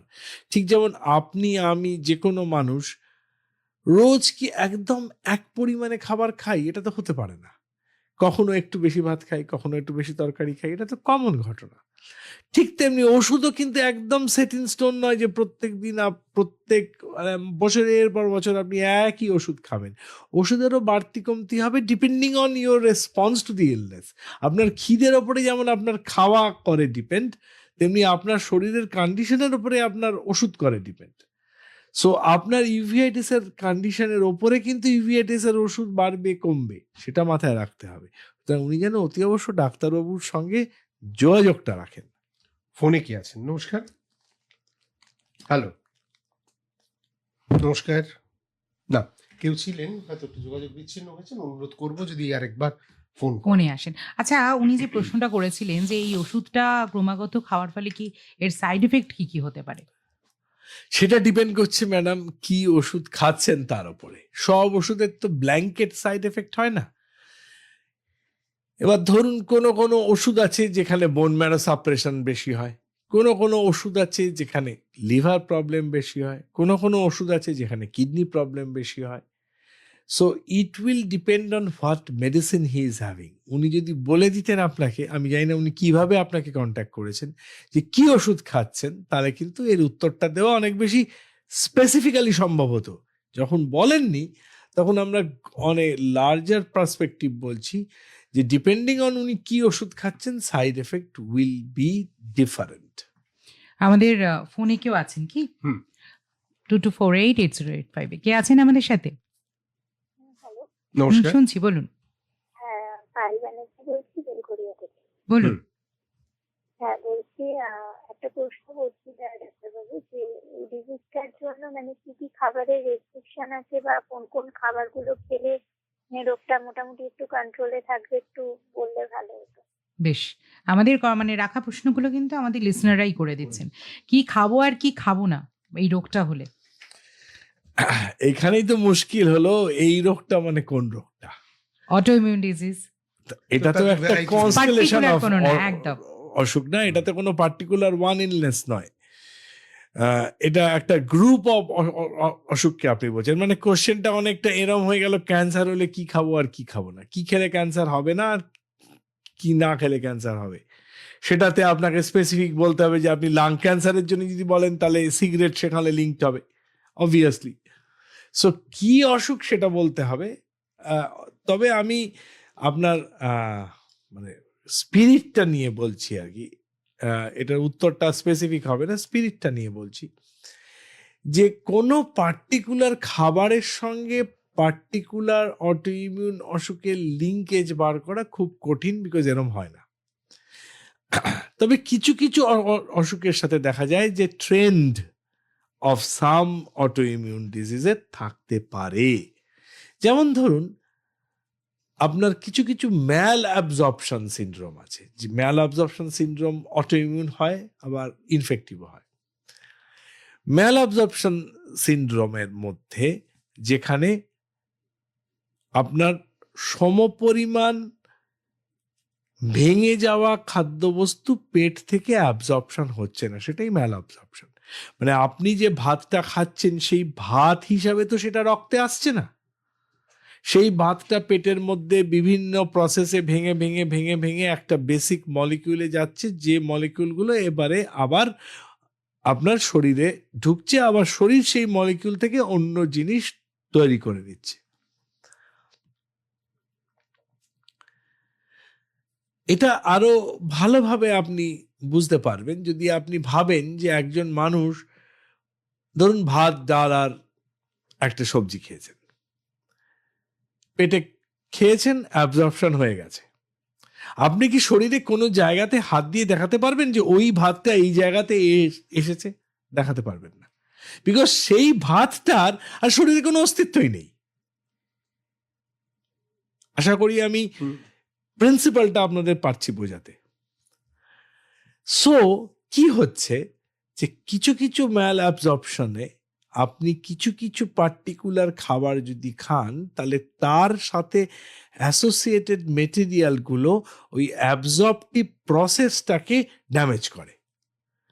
সুতরাং আমরা তখন সেই খাবারগুলো পার্টিকুলার সেখানে খেতে বারণ করি। যেমন ধরুন একটা এক্সাম্পল দিলে বুঝতে পারবেন, সিলিয়াক ডিজিজ। সিলিয়াক ডিজিজে আমরা গ্লুটেন জাতীয় খাবার খেতে বারণ করি। গ্লুটেন মানে গ্লুটেন একটা পদার্থ যেটা অনেক খাবারের সাথে থাকে। গম বা আটা, হুইট মেটেরিয়াল, তার one of the common source. So আমরা তাদের বলি যে ভাই আটা বা আটা জাতীয় খাবার খেও না, বিকজ আটা বা আটা জাতীয় খাবার খেলে তোমার ওই রেকারেন্ট ইনসাল্ট হবে, লুজ মোশন হবে, ইত্যাদি ইত্যাদি। এবং তাকে তখন আমরা নন আটা জাতীয় খাবার, চাল মানে রাইস বেসড খাবার খেতে রেকমেন্ড করি। এটা হলো একটা ধরনের সমস্যা, যে অটো ইমিউন কারণ যেখানে ম্যাল অ্যাবজর্পশন হচ্ছে, সেখানে পার্টিকুলার ট্রিগার যেখানে নোন, সেখানে আমরা ওই ট্রিগারটা খেতে তাদেরকে বারণ করি। ঠিক তেমনি ধরুন IBD, inflammatory bowel disease, Crohn's disease, ulcerative colitis, এই জাতীয় অসুখ থাকলে আমরা বলি যে আইবিডি ডায়েট খেও। তার মানে খুব বেশি সেখানে শাকসবজি খেতে আমরা বারণ করি, বিকজ ওই শাকসবজি সেই পেট যাদের আইবিডি আছে তারা ট্যাকল করতে পারে না। সো পার্টিকুলার একটা অসুখ হলে আপনাকে আমি এইরকম, মানে আমি আপনাদের এত কথা বলছি এটা বোঝাবার জন্যে যে জিনিসটার একটা ব্ল্যাঙ্কেট উত্তর সম্ভব নয়। স্পেসিফিক জায়গাতে স্পেসিফিক খাবারের ইনস্ট্রাকশন দেওয়া সম্ভব। অন এ ব্রডার প্রিন্সিপাল, খুব বেশি যদি আপনি ধরুন মানে নক্সিয়াস পদার্থ কনজিউম করেন, জানেন আপনারা অনেক কালারিং এজেন্ট আছে যেগুলো শরীরের জন্য কার্সিনোজেনিক, টক্সিক। স্মোকিং, ড্রিঙ্কিং যেমন শরীরের ডিরেক্ট আপনার সেলগুলোকে এফেক্ট করে, তেমনি ধরুন অনেক বিভিন্ন কীটনাশক জাতীয় যে পদার্থগুলো যেগুলো খাবারের সঙ্গে ইনঅ্যাডভার্টেন্টলি আমাদের শরীরে ঢুকছে, সেগুলো বিভিন্ন জায়গায় অ্যান্টিজেনিক ট্রিগার করে। তো সেইগুলো অন এ জেনারেল প্রিন্সিপাল আপনি ফল সবজিগুলো ভালো করে ধুয়ে খাবেন, যদি ওইগুলো আপনার শরীরে কনজিউম না হয়। পার্টিকুলার কোনো ফুড অ্যালার্জি আইডেন্টিফাইড থাকলে সেটাকে অ্যাভয়েড করবেন, যাতে বারবার অ্যালার্জিক স্টিমুলেশন বা অ্যান্টিজেনিক স্টিমুলেশন না হয়। মনে রাখতে হবে অটো ইমিউন কন্ডিশনের বেসিক কিন্তু স্টিমুলাস। স্টিমুলাস কথাটার মানে হচ্ছে একটা আঘাত। তো আপনার যদি ওই যে খাবারে, ধরুন আপনি জানেন যে আপনার এই খাবারে অ্যালার্জি আছে, আপনি রোজ যদি সেই খাবারটাই কনজিউম করেন, তাহলে আপনার পেটেতে গিয়ে একটা পার্টিকুলার জায়গাতে বারবার আঘাত হানবে সেই জিনিসটা, এবং সেটা কখনো না কখনো সম্ভব, হবেই বলছি না, সম্ভব যে কোনো একটা অটো ইমিউন প্রসেসকে ট্রিগার করতে পারে। এইটা কিন্তু মাথায় রাখতে হবে যে যেগুলো নোন অ্যালার্জেন, যেগুলো নোন টক্সিক মেটেরিয়াল, সেগুলো থেকে যতটা সম্ভব বাঁচিয়ে রাখলে লাভ আছে। ফোনে একজন রয়েছেন, সরাসরি তার চলে যাব প্রশ্ন নিয়ে। কে আছেন আমাদের সাথে? নমস্কার, নমস্কার, আমি প্রণব বলছি কলকাতা আসাম থেকে। বলুন। আমার ছোট বোন সুগার পেশেন্ট, হুম। দীর্ঘদিন ধরে সুগার ফ্রি ট্যাবলেট আছে। সুগার ফ্রি ট্যাবলেট খাওয়াটা কতটা যুক্তিযুক্ত, দেখুন অসুবিধা হতে পারে, একটু একেবারে সুবিধা হবে। দীর্ঘদিন ধরে সুগার ফ্রি ট্যাবলেট খাচ্ছেন, শুনতে থাকুন। যদিও আজকে বিষয়টা অন্য, সুগারের ঔষধ দীর্ঘদিন খাচ্ছে, সেটা কতটা ক্ষতি হচ্ছে বা এই ধরনের প্রশ্ন তিনি করেছেন। দেখুন, যদিও এটা আমাদের আজকের পারভিউর বাইরে, তাও আপনাকে বলে দিই যে সুগার কমাতে হবে, এটাই লক্ষ্য। এবার সুগারের ওষুধ যদি না খেতে চান তাহলে ইনসুলিন নিতে হবে, বিকজ সুগার বেড়ে থাকলে তার যে ক্ষতি সেটা অনেক বেশি। অপরিমিত। মানে সেটাকে আপনি কোনো লোককেই কেউ কখনোই সুস্থ মস্তিষ্কে রেকমেন্ড করবেন না। সুতরাং সুগারের ট্যাবলেট খেয়ে যদি সুগার না কমাতে চান, তাহলে ইনসুলিন নিয়ে কমাতে হবে। ফেসবুক লাইভে অনেক প্রশ্ন আছে, তার মধ্যে একটা প্রশ্নে যাচ্ছি। সুভাষচন্দ্র ভট্টাচার্য, তিনি বলছেন আমার বয়স 67, এই ছেলে 27, এই ছেলে B27, উনি সম্ভবত বলতে চেয়েছেন। অ্যাঙ্ক্লোলাইসিং স্পন্ডালাইসিস, ঘাড় নামিয়ে নিজের পেট পর্যন্ত দেখতে পারি না, ঘাড় ঘোরাতে পারি না। এখন দু কাঁধে খুব ব্যথা, হাতের আঙুলের জয়েন্টে ব্যথা। 2012 সালে কিছুদিনের জন্য সাজো 500 আর ফলিট্র্যাক্স এবং ফলবাইট খাচ্ছিলাম, কন্টিনিউ করিনি। কি করব? সুগারের ওষুধ খাই। দেখুন, আপনি মনটা একটু খারাপ করে দিলেন। তার কারণটা হচ্ছে যে আপনাদের মতো মানুষদের এই অসুখগুলো যখন এন্ড স্টেজ ড্যামেজ করে দেয়, তখন শুনতেও খারাপ লাগে, দেখতেও খারাপ লাগে। তার কারণটা হচ্ছে এখন এইটা হবার কথা নয়। আপনার এই অসুখের খুব ভালো চিকিৎসা অ্যাভেলেবল আছে, অনেক দিন ধরে অ্যাভেলেবল আছে, এবং সেই চিকিৎসা যদি আপনি সময় নিতেন বা পেতেন, তাহলে হয়তো আপনার ঘাড় এরকম ফিক্স হয়ে যেত না। যাই হোক, এখন আপনাকে এটা মনে রাখতে হবে যে যে জয়েন্টগুলো ফিক্স হয়ে গেছে সেগুলো কিন্তু আর খুলে যাবে না। তবে আর যাতে ব্যথা না বাড়ে, আর যাতে স্টিফনেস না বাড়ে, আর যাতে জোড়া হওয়াটা না বাড়ে, যদি সেরকম কোনো জায়গা থাকে এবং অন্যান্য লার্জ জয়েন্ট যেন ইনভলভ না হয়, যেমন হিপ জয়েন্ট ইনভলভ হওয়ার একটা পসিবিলিটি আছে, ankle joint, knee joint, shoulder joint, বড় জয়েন্টগুলো, ক্লাভিকুলার জয়েন্ট, এগুলো ইনভলভ হওয়ার চান্স থাকে। এই জিনিসগুলো মাথায় রেখেই কোনো চিকিৎসকের পরামর্শ মতন আপনি বায়োলজিক চিকিৎসার কথা ভাবতে পারেন, আপনি ওরাল ট্যাবলেটের কথাও ভাবতে পারেন, ইনজেকশন বায়োলজিকের কথাও ভাবতে পারেন। সেটা আপনি আর আপনার ডাক্তারবাবু কথা বলে ঠিক করে নেবেন।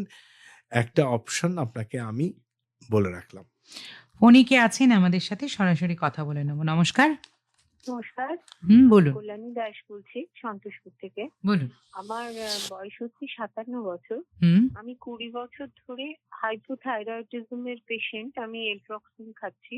তো আমি জানতে চাই এই হাইপোথাইরয়েডিজমটা কি অটো ইমিউন ডিজিজ? আর যদি এটা তা হয়ে থাকে তাহলে এই ব্র্যান্ডটা কি আমি চেঞ্জ করে অন্য কোনো ব্র্যান্ডে যেতে পারি? আর দ্বিতীয়ত ব্লাড টেস্ট করানোর সময় মানে TSH টেস্ট করানোর সময় খালি পেটে থাকতে হয়। তো সকালবেলায় কি ওই থাইরয়েডের ওষুধ যেটা আমি খাই সেটা খেয়ে ব্লাড টেস্ট করব, না না খেয়ে ব্লাড টেস্ট করলে রিডিংটা ভালো আসবে? শুনতে থাকুন আপনি। হ্যাঁ, হাইপোথাইরয়েড অটোইমিউনও হতে পারে, আবার আদারওয়াইজও হতে পারে, ডিস্ট্রাকটিভও হতে পারে। প্রশ্নটা হচ্ছে যে আপনি থাইরক্সিন সাপ্লিমেন্ট খেয়ে যাবেন এবং আপনি TSHটা নর্মাল রাখবেন। যেদিনকে আপনি TSH মাপছেন সেই দিনকে আপনি থাইরয়েডের ওষুধ খান বা না খান, তাতে TSH এর কোনো চেঞ্জ হবে না। FT4 বা T3 চেঞ্জ হতে পারে, কিন্তু TSH এর সেই দিনকার ডোজ খাওয়া না খাওয়ার উপরে কোনো ইম্প্যাক্ট হবে না। সুতরাং আপনি আপনার ইচ্ছা মতো করতে পারেন, থাইরয়েডের ওষুধ খেয়েও TSH দিতে পারেন, না খেয়েও দিতে পারেন, ডাজন্ট ম্যাটার। বেশ, আমাদের ফেসবুক লাইভে কিন্তু বেশ কিছু প্রশ্ন এসেছে। টোটা দাস বেশ অনেকবার প্রশ্ন করছেন যে নিপা ভাইরাস কি কোভিডের মতোই সিরিয়াস হতে পারে? আমি বলে দিই, আজকের আমাদের অনুষ্ঠানটা তো যেহেতু আমরা করছি অটো ইমিউন ডিজিজ নিয়ে, এবং আমাদের এই নিপা ভাইরাস নিয়ে একটা পুরো লাইভ আছে আমাদের ফেসবুক পেজে। যদি আপনারা যান, ডক্টর অমিতাভ নন্দী এসেছিলেন এবং এই নিপা ভাইরাস নিয়ে বিভিন্ন প্রশ্নের খুঁটিনাটি উত্তর তিনি দিয়েছেন। তাই আপনি তো আমাদের ফেসবুক লাইভে আছেন, মানে আপনি আমাদের পেজ ফলো করেছেন। তাই আপনি আমাদের এই পেজে গিয়ে যদি একটু দেখেন তাহলে কিন্তু খুব পুরনো নয়, একটু ঘেঁটে দেখলেই আপনি পাবেন ডক্টর অমিতাভ নন্দী এসেছিলেন এবং নিপা ভাইরাস নিয়ে কিন্তু পুরো ডিটেলসে সব লাইভটা ওখানে করেছেন। তাই এই প্রশ্নে আর এই মুহূর্তে যাব না, এরপরে হোয়াটসঅ্যাপে প্রশ্নতে চলে যাব। মদনমোহন পোদ্দার তিনি বলছেন, আমার বয়স 61 বছর, প্রস্টেট বড় হয়ে গেছে, পেট পরিষ্কার হয় না, খিদে পর্যাপ্ত পাচ্ছে, কি করব? এটাও অটো ইমিউন মধ্যে পড়লো না? অনেকটা ওই নিপা ভাইরাসের মতন। না, উনি প্রশ্ন করলেন, আমি এক লাইনে বলে দিই যে নিপা ভাইরাস আর কোভিড ভাইরাস কিন্তু কমপ্লিটলি আলাদা ধরনের অসুখ আর কি। এটা কোভিডের মতো ওই রকম এয়ার টু এয়ার ছোঁয়াচে ওরকম অতটা নয়। এটা অনেক বেশি বডি ফ্লুইড দিয়ে ট্রান্সমিটেবল। তো ন্যাচারালি বডি ফ্লুইডের কন্ট্যাক্টে না আসলে আপনার হওয়ার চান্স কম। সেই জন্যে কোভিডের মতো এত র্যাপিডলি স্প্রেডিং নয়। এটা একটা মেন পার্থক্য আর কি। আর কনস্টিপেশনের জন্য আপনার মেন যেটা ওনাকে করতে হবে সেটা হচ্ছে প্রচুর সবজি ফল খেতে হবে এবং হাঁটাচলা করতে হবে। কনস্টিপেশনের one of the predominant driver হচ্ছে আপনি রাফেজ খাবারে, মানে যেটা আপনার ফাইবার থেকে আসে মোস্টলি। আমরা তো সবই পালিশ করা খাই, চাল পালিশ করা, আটা পালিশ করা, চিনি পালিশ করা, সবই পালিশ করা, সব ঝকঝক করছে, পরিষ্কার সাদা ধবধবে। তো ন্যাচারালি সাদা ধবধবে মানে সেখানে কোনো ফাইবার নেই। সো আপনি বাই চয়েস ফাইবারগুলোকে বাদ দিয়ে দিয়েছেন। সো ন্যাচারালি সেই জন্যই আপনি ভুগছেন। সো আপনাকে খাবারে ফাইবারের পরিমাণ বাড়াতে হবে, আপনাকে বেশি সবজি খেতে হবে, ফল খেতে হবে এবং হাঁটাচলা করতে হবে। তাহলে কিন্তু কনস্টিপেশনের সমস্যা অনেকটাই আপনি দেখবেন আপনি এর হাত থেকে মুক্ত হচ্ছেন। আর আপনার থাইরয়েড, এই জাতীয় যে বেসিক অসুখগুলো যেগুলোতে কনস্টিপেশন কমন, পার্কিনসন, এইগুলো আছে কিনা ডাক্তারবাবুকে দেখিয়ে সেগুলোকে চেক করতে হবে। আর তাতেও যদি না হয়, কনস্টিপেশন বেশ কিছুদিন থেকে থাকে এবং হঠাৎ করে হয়, মানে একজন মানুষ তার কনস্টিপেশনের সমস্যা ছিল না, হঠাৎ 5-6 মাস ধরে কনস্টিপেশন হচ্ছে, সেই মানুষকে কিন্তু অতি অবশ্য কোলোনোস্কোপি করার কথা ভাবতে হবে, because this could be the first manifestation of something sinister. Facebook লাইভে কিন্তু অনেকে আছেন, প্রশ্ন করেছেন, তবে এই মুহূর্তে আমাদের ফোনে কে আছেন সরাসরি শুনে নেব কি প্রশ্ন আছে তার। হ্যাঁ, হ্যালো। শুনতে পাচ্ছি, বলুন। নমস্কার মৌসুমীদি, নমস্কার সঞ্জয় দা। নমস্কার। আজকে বিষয়টা পুরো 1 ঘন্টা ধরে অনুষ্ঠান, 1.5 ঘন্টা ধরে শুনছি। তো আমার স্যারের কাছে দুটো কোশ্চেন। আপনি আপনার কে নামটা? বলছেন? আমি মহেশতলা থেকে দেবাশিস ঘোষ বলছি। বলুন। তো আমার দুটো প্রশ্ন। একটা হচ্ছে যে আমি একজন নিউরো পেশেন্ট, আমার নার্ভের প্রবলেম আছে। আমি গত বছর নার্ভের বিভিন্ন ট্রিটমেন্ট করেছিলাম, নার্ভাল বায়োপসি থেকে শুরু করে পেট সিটি স্ক্যান থেকে শুরু করে সবটাই হয়েছিল। তো আমার বাঁ পাটা এই ইনঅ্যাক্টিভ রয়েছে। এটা একটা দিক, এটা কি অটোইমিউন ডিজিজের সঙ্গে পড়ে কিনা। আর দুই হচ্ছে যে আমি হাইপার টেনশন আছে, আমার ব্লাড প্রেশার অতিরিক্ত। আমি যে কোনো সময় ভালো বিষয় বা খারাপ বিষয় আমার যেটা মানে মাথায় একটু কিছু হলেই খুব টেনশন হয়। এই টেনশনের ফলে অনেক কিছু ঘটে যায় আমার লাইফে, ছোটখাটোই হোক বা বড় হোক। এই দুটো জিনিস কি অটোইমিউন ডিজিজের সঙ্গে কোনোভাবে সম্পৃক্ত? যদি বলেন তাহলে আমি উপকৃত হব। শুনতে থাকুন আপনি। দেখুন, উনি টেনশন কথাটা অ্যাংজাইটির জন্য হয়তো বললেন, এবং হাইপার টেনশন কথাটা ব্লাড প্রেশারের জন্য বললেন, আমি যেটুকু বুঝতে পারলাম। ব্লাড প্রেশারের জন্য উনি তো ওষুধ নিশ্চয়ই খাবেন ব্লাড প্রেশার কন্ট্রোল রাখতে, সেটা তো বলার অপেক্ষা নেই। এবং এই অ্যাংজাইটি ডিপ্রেশনের জন্য আমার মনে হয় ওনার কথা শুনে উনি বললেন যে অনেক কিছু হয়ে যায়, ওনার কিন্তু ডেফিনেটলি একজন সাইকিয়াট্রিস্টের পরামর্শ নেওয়া উচিত। 1 নম্বর কথা, ওনার দরকার হলে কাউন্সেলিং বা সাইকোলজিস্টের পরামর্শ নেওয়া উচিত। অনেক সময় সাইকিয়াট্রিস্টের ওষুধের সাথে সাইকোলজিক্যাল কাউন্সেলিং খুব ভালো কাজ করে, স্পেশালি এই ধরনের মানুষের ক্ষেত্রে।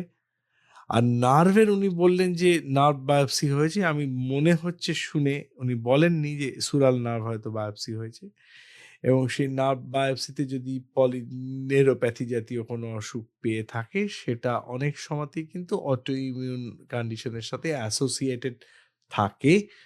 আমার ধারণা যা নার্ভ বায়োপসি অবধি হয়েছে, নিশ্চয়ই ওনার ডাক্তারবাবু ওনার অটোইমিউন কারণগুলো এক্সক্লুড করেছেন বাই ব্লাড টেস্ট। ফেসবুক লাইভে চলে যাব। ফেসবুক লাইভে বেশ কিছু প্রশ্ন এসেছে, আর তার সাথে বলে রাখি 6.4K অলরেডি ভিউ আছে আমাদের। আপনারা যারা ভাবছেন যে জয়েন করবেন তারা কিন্তু করে যান, কারণ খুব বেশি সময় আর নেই। আর আপনাদের যদি কোনো রকম প্রশ্ন থাকে অটোইমিউন ডিজিজের খুঁটিনাটি যে কোনো বিষয়, আপনি প্রশ্ন করতে পারেন। ডক্টর শ্যামাশিস বাবু রয়েছেন আমাদের সাথে, এবং তার কাছে প্রশ্ন আপনি রাখতে পারেন আজকে অটোইমিউন ডিজিজ নিয়ে। যেমনটা এই মুহূর্তে ফেসবুক লাইভে রেখেছেন সৌম্যজিৎ সাধুখা, তিনি বলছেন 7 মাস হলো আর্টিকেরিয়া সারছে না। প্লিজ অটোইমিউন আর্টিকেরিয়া সম্পর্কে কিছু বলুন। আমি সাইক্লোস্পোরিন খাচ্ছি বাট কমছে না।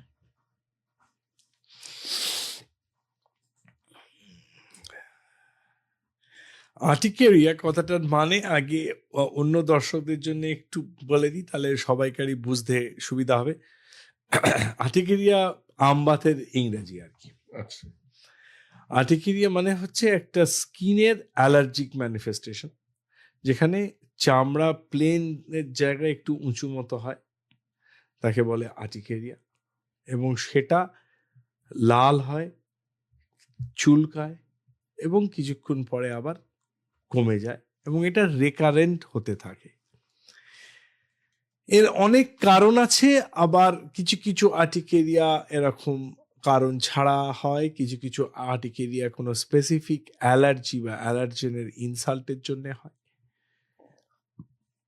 আমি শিওর ওনার ডাক্তারবাবু ওনার অ্যালার্জেনের যেগুলো কারণ বা যে অ্যালার্জি হতে পারে স্পেসিফিক, সেগুলো টেস্ট করেছেন, এবং উনি সাইক্লোস্পোরিন খাচ্ছেন, যেটা একটা immune modifying medicine, well known immune modifying medicine. এবার এই আর্টিকেরিয়ার জন্যে ওনার দেখতে হবে আমি কিন্তু আবারও বলছি, আমি কিন্তু ওনার চিকিৎসা করছি না এখানে। আমি জাস্ট ওনাকে একটা ব্রড পারভিউ Advice. দেওয়ার চেষ্টা করছি যে কি লাইনে উনি ভাবতে পারেন, বা উনি ওনার ডাক্তারবাবুর সাথে গিয়ে চিকিৎসকের সঙ্গে গিয়ে কথা বলতে পারেন। সেটা হচ্ছে, আমার ধারণা ওনার হয়তো C1 এস্টারেজ ইনহিবিটার বলে একটা টেস্ট হয়েছে। এবার C1 এস্টারেজ ইনহিবিটার একটা শরীরের এনজাইম, যে এনজাইমটা না থাকলে, ডেফিশিয়েন্ট হলে, কম থাকলে বারবার এই আর্টিকেরিয়া হওয়ার একটা ভয় থাকে। তার সাথে অন্যান্য ম্যানিফেস্টেশন হয়, পেটে ব্যথা হয় ইত্যাদি ইত্যাদি। এবার ধরুন ওনার শরীরে, আমাদের সবাইকার শরীরেই আছে মাস্ট সেল বলে একটা সেল আছে, সেটা অ্যালার্জিক ম্যানিফেস্টেশনের সাথে যুক্ত, এবং সেখানে ট্রিপটেজ বলে একটা টেস্ট হয়, একটা এনজাইম টেস্ট হয়। আবার সেই মাস্ট সেল ট্রিপটেজ এই সিচুয়েশনে দেখা যেতে পারে।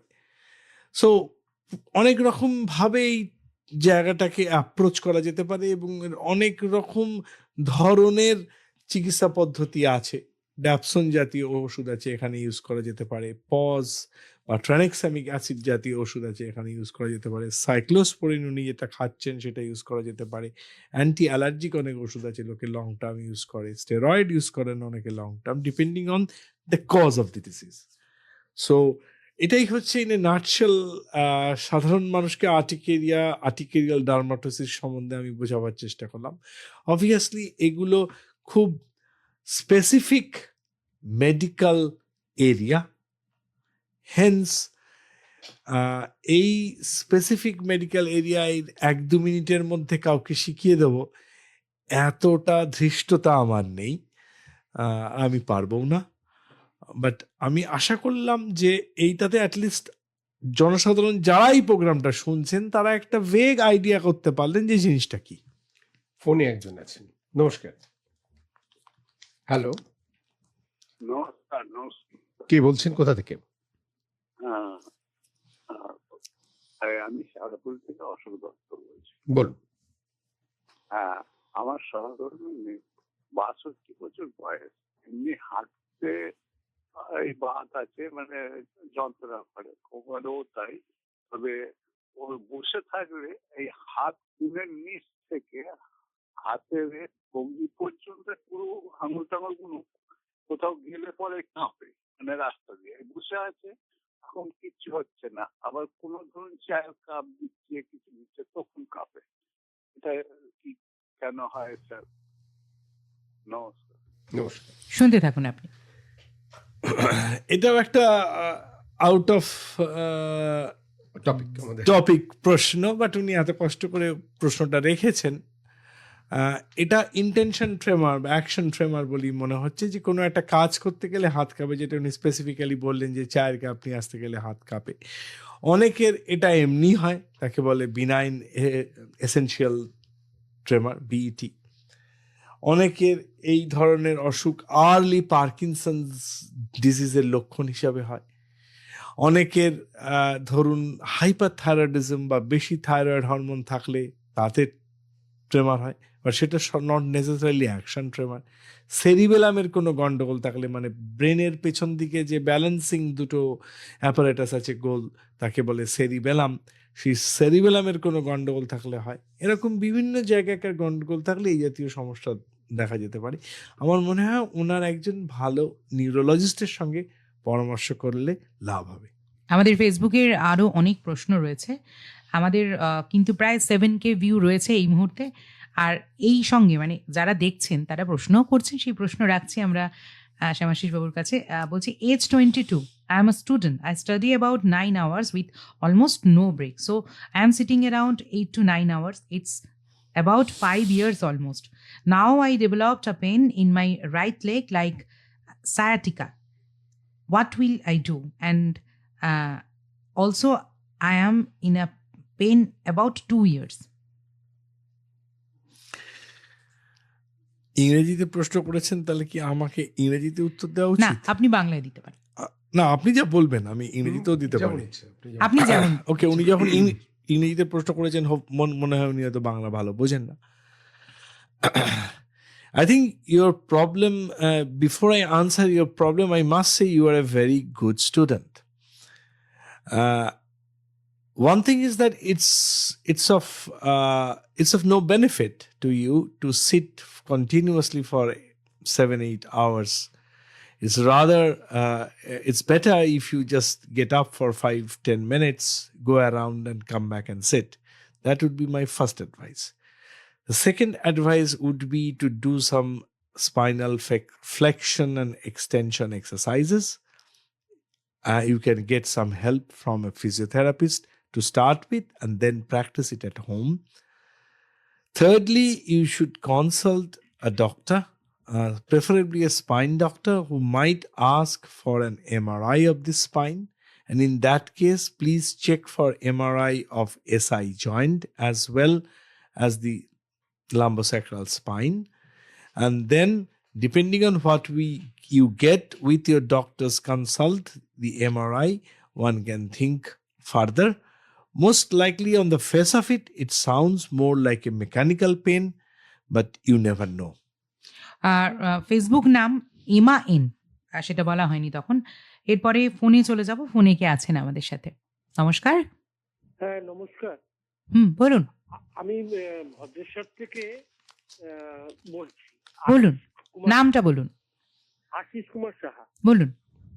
বলছিলাম যে আমার গ্লুকোমা 93 থেকে চলছে ওষুধ, তো ডাক্তারবাবু বলছে এটা কোন সারে না।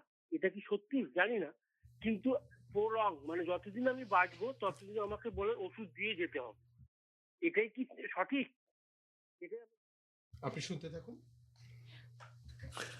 দেখুন, গ্লকোমার কোশ্চেনের উত্তর কিন্তু স্পেসিফিক্যালি কোনো আইয়ের ডাক্তারের কাছে ওনার নেওয়া উচিত। তবে অন এ লার্জার প্রিন্সিপাল আমি বলতে পারি যে গ্লকোমা এক ধরনের অসুখ যেটা দীর্ঘ চিকিৎসা লাগে। উনি যে ডাক্তারবাবুর আন্ডারে আছেন উনি ঠিক কথা বলেছেন, এটা দীর্ঘ ট্রিটমেন্ট লাগবে। আচ্ছা, অটো ইমিউন ডিজিজ যেগুলো হয় এতক্ষণ শুনছিলাম, সেগুলো কি কি লক্ষণ কি সবই শুনলাম। এইগুলো কি একবার হলে চিকিৎসার মাধ্যমে পুরোপুরি কিওর হয়, না সারা জীবন ট্রিটমেন্টেই থাকতে হয়? দেখুন, একটা সংখ্যক মানুষ চিকিৎসার মাধ্যমে অনেকটা উপকার পান। এখানে আপনাকে জিনিসটা বুঝতে হবে যে আমাদের চিকিৎসার এম হচ্ছে রেমিশন, মানে ঠিক হয়ে যাওয়া, বা লো ডিজিজ অ্যাক্টিভিটি, মানে ডিজিজের অ্যাক্টিভিটিটা লো থাকবে, ডিজিজটা খুব কমজোরি নিয়ন্ত্রণে থাকবে। এবার এটা একটা এক্সাম্পল দিলে আপনারা অনেকটা সহজে এটা বুঝতে পারবেন। সেটা হচ্ছে যখন টিউবারকুলোসিসের চিকিৎসা করা হয়, অনেকেই জানেন যে টিবির চিকিৎসা প্রথম যখন শুরু হয় অনেকগুলো ওষুধ একসঙ্গে দেওয়া হয়, তারপরে ব্যাকটেরিয়া বা ব্যাসিলাসগুলো মরে গেলে ওষুধের অনেক পরিমাণ কমে গিয়ে দুটো ওষুধ 4 মাস কন্টিনিউ করে বন্ধ করে দেওয়া হয়। অটোইমিউন অসুখের চিকিৎসাতেও অনেকটা এই মডেল কাজ করে, যে ইনিশিয়ালি যখন অসুখ খুব বেশি থাকে তখন অনেকগুলো ওষুধ দিয়ে বা অনেক শক্তিশালী ওষুধ দিয়ে সেটাকে কন্ট্রোল করা হয়, তারপরে কমজোর ওষুধে শিফট করে দেওয়া হয়, একটা ওষুধে শিফট করে দেওয়া হয়। অনেক সময়তে হয় পেশেন্ট মাঝের অনেকটা পিরিয়ড ওষুধ ছাড়াই থাকেন, তাকে আমরা বলি যে ডিজিজ ফ্রি পিরিয়ড বা মেডিকেশন ফ্রি পিরিয়ড। আবার যদি কখনো আস্তে আস্তে অসুখের মানে প্রভাব বাড়তে থাকে, আবার তাকে অল্প অল্প করে ওষুধ শুরু করা হয়। সো এটা একটা ডাইনামিক প্রসেস। তবে হ্যাঁ, আপনার প্রশ্নের উত্তরে এটা সত্যি যে মানুষের ডিজিজ ফ্রি পিরিয়ড সম্ভব হয়ও ঠিকমতো চিকিৎসা হলে। অ্যাকচুয়ালি 1 in 5 মানে 20%, ঠিক 20 নয়, 18-19% লোকের ডিজিজ ফ্রি পিরিয়ড হয়। কিন্তু ইমিউনিটি বুস্ট এই কথাটা অটো ইমিউন ডিজিজের ক্ষেত্রে কি কার্যকরী, না সেটা খুব বিপজ্জনক? না, এইটা ঠিক অটো ইমিউন ডিজিজের পক্ষে কার্যকারী নয়, কারণ ইমিউনিটি বুস্ট বলে কিছু হয় না। ইমিউনিটি বাড়াবেন কি করে? আপনি ইমিউনিটিটা নর্মাল করতে পারেন। So actually it could be a normaliser, it can't be a booster. কেননা আপনি বুঝতে পারছেন যে হাইপার ইমিউন কন্ডিশন হলেও কিন্তু গন্ডগোল। আমি যে প্রথম শুরু করেছিলাম কোভিডের সময় অটো ইনফ্লামেটরি কন্ডিশন, বা ডেঙ্গুর সময় ম্যাক্রোফ্যাজ অ্যাক্টিভেশন সিনড্রোম, এই জাতীয় সমস্যাগুলো কিন্তু হাইপার ইমিউনিটি থেকে, মানে এক্সেসিভ ইমিউন রেসপন্স থেকে। সো এক্সেস ইমিউন রেসপন্স কিন্তু ভালো নয়। ঠিক যেমন ইনএফেক্টিভ বা কমজোর ইমিউন রেসপন্সও ভালো নয়, আপনার ওপরে শত্রুরা ঝাঁপিয়ে পড়বে, আপনার আর্মি এতই দুর্বল যে সে কিছু করতে পারছে না। ঠিক তেমনি হাইপার অ্যাক্টিভ ইমিউন সিস্টেমও ভালো নয়। সো এখানে পয়েন্টটা হচ্ছে to rationalise, to normalise body's immune response given a particular immune challenge or threat. আপনাকে এই জিনিসটা বুঝতে হবে। অটো ইমিউন অসুখের থেকে আজকের এই পুরো ডিসকাশনের মধ্যে থেকে যদি আপনারা একটা টেক হোম মেসেজ নিয়ে যেতে চান, তাহলে আমার মনে হয় এই মেসেজটা ইম্পর্টেন্ট। যে আমাদের মনে হয় 4টে ভিটামিন খেয়ে নিলাম, 2টো বাজার চলতি ওষুধ আছে যেগুলোতে লেখা থাকে এগুলো ইমিউনিটি বুস্ট করে, খেয়ে নিলাম। এগুলোতে অ্যাকচুয়ালি কোনো লাভ হয় বলে সায়েন্টিফিক্যালি প্রমাণিত হয়নি। এগুলো হচ্ছে অনেকটা প্ল্যাসিবো এফেক্ট। আপনি ভাবছেন আমি এই ওষুধটা খাচ্ছি, আমার বোধহয় খুব ইমিউনিটিটা শক্ত হচ্ছে। আপনার ভাবার মধ্যে কোনো ভুল নেই। আপনি যদি ভালো থাকেন, অ্যাটলিস্ট ভাবেন যে আপনি ভালো আছেন, তাতে অন্যায়টা কোথায়? আমরা তো সবাই ভালো থাকারই চেষ্টা করছি। এই পৃথিবীতে কে চেষ্টা করছে যে আমি ভাই খুব খারাপ থাকবো? সো একটা কোনো পার্টিকুলার ওষুধ, তার পেছনে সায়েন্স নাই বা থাকলো, আপনি ভাবছেন ওটা খেলে আপনি ভালো থাকছেন, ফাইন, সেটা আপনার ব্যাপার। কিন্তু আপনি যদি সায়েন্সের কথা বলেন, তাহলে এরকম ইমিউনিটি বুস্টিং মেডিসিন এরকম হয় না। ইনজেকশন হয় যেটা আপনার ডব্লিউবিসি কাউন্টকে বাড়াতে পারে। যখন ডব্লিউবিসি কাউন্ট খুব পড়ে যায়, যদি মনে থেকে থাকে একজন অ্যাপ্লাস্টিক অ্যানিমিয়ার কথা জিজ্ঞাসা করেছিলেন আমাদের, সেখানে কিন্তু ইনজেকশন দিয়ে আপনার ওই সেলগুলোকে বাড়ানো হয়। আরবিসি সেলটাকে বাড়ানো হয়, ডব্লিউবিসি সেলটাকে বাড়ানো হয়, প্লেটলেটটাকে বাড়ানো হয়, তার কিন্তু ইনজেকশন অ্যাভেলেবল আছে। এবার আপনি সেগুলোকে ইমিউন বুস্টার ইনজেকশন বলে চালাতেই পারেন, কিন্তু সেগুলো ইমিউন বুস্টার বলে কেউ বিক্রি করেন না। আচ্ছা, একটা কমন পারসেপশন আছে যে অটো ইমিউন ডিজিজ অনেক সময় ক্যান্সারে কনভার্টেড হয়ে যেতে পারে। Is it correct? এটা বোধহয় আমার মনে হচ্ছে আজকে শেষ প্রশ্ন হবে। একটা কথা বলি, অটো ইমিউন ডিজিজ বা ইমিউনিটি সংক্রান্ত জায়গাটা যদি আপনারা এতক্ষণে বুঝে থাকেন, সেটা হচ্ছে একটা সেলুলার ফাংশনের গন্ডগোল। আশা করি আমি এই 1.5 ঘন্টাতে এই একটা জিনিস আপনাদের হয়তো কিছুটা বলে বোঝাতে পেরেছি। ক্যান্সারও কিন্তু একটা সেলুলার ফাংশনের গন্ডগোল। দুটো গন্ডগোলের মধ্যে তার রিপ্রেজেন্টেশনটা আলাদা। ক্যান্সারে কি হচ্ছে, সেলুলার গ্রোথ আনঅ্যাবেটেড হচ্ছে, মানে তার যে গ্রোথ আটকে যাবে। আপনি আমি আজকে 500 ফুট লম্বা নই কেন? আমরা তো ছোট্ট থেকে ওই ধরুন মায়ের কোল থেকে বেড়ে বেড়ে আজকে একটা হাইট অব্দি এসেছি। তাহলে কে আটকে দিল এই হাইটটা? আমরা যে রেটে বাড়ছিলাম ধরুন ক্লাস 3, 4, 5-এ, সেই রেটে যদি বাড়তে থাকতাম, বাই দ্যাট টাইম আমার যা এজ, আমার তো অন্তত 50 ফুট হওয়ার কথা, আপনার হয়তো একটু কম হওয়ার কথা, কিন্তু আমরা তো হইনি। তার মানে সামবডি হ্যাজ স্টপড ইট। এটার মধ্যে তো খুব হাইটেক সায়েন্স নেই।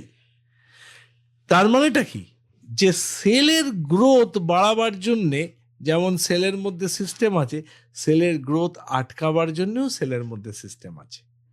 এই গ্রোথ বাড়ানো আর গ্রোথ আটকানোর ইমব্যালেন্সের থেকেই কিন্তু ক্যান্সার বা টিউমারের জন্ম হয়। টিউমার মানে আনকন্ট্রোলড গ্রোথ।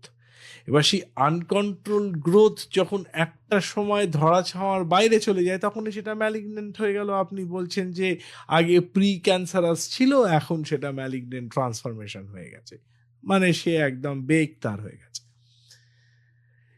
তার মানে সেটা ওই সেলুলার গ্রোথ, সেলের মধ্যের ব্যাপার। অটোইমিউনও কিন্তু তাই, আমি সেটা বলেছি যে আপনার সেলুলার এবং ইন্ট্রাসেলুলার সাবসেলুলার ফাংশনের গন্ডগোল। সো দুটোর মধ্যে একটা লিঙ্কেজ কিন্তু আছে।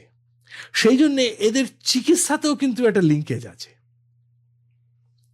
কিন্তু অটোইমিউন কন্ডিশনেতে এরকম গ্রোথ রিলেটেড প্রবলেমটা হয় না। যখন কোনো সেলুলার ফাংশনের অ্যাবনর্মালিটি থেকে, যদি কোনো সেলুলার ফাংশনের অ্যাবনর্মালিটিতে অটো ইমিউন কন্ডিশনের জন্ম হয়, তাহলে সেই চ্যালেঞ্জ বা সেই অ্যাবনর্মালিটি, যে বলেছিলাম সফটওয়্যারের অ্যাবনর্মালিটি, মানে ওই সেলুলার ফাংশনের অ্যাবনর্মালিটি চলতে থাকে, তাহলে কখনো কখনো সেটা ম্যালিগনেন্সি যে সফটওয়্যারের অ্যাবনর্মালিটি সেদিকে চলে যেতে পারে। সেই জন্য দেখা যায় যে এই ধরনের মানুষদের মধ্যে ক্যান্সারের প্রকোপ সাধারণ মানুষদের থেকে একটু বেশি। এটা হচ্ছে এর ব্যাখ্যা। আপনি ঠিকই বলেছিলেন। আর আমাদের পক্ষে প্রশ্ন নেওয়া সম্ভব না, সময় একদম আর নেই আমাদের হাতে। ডক্টর শ্যামাশিস বন্দ্যোপাধ্যায় আমাদের সাথে এতক্ষণ ছিলেন, সিনিয়র কনসালটেন্ট ফিজিশিয়ান অ্যান্ড রিমাটোলজিস্ট।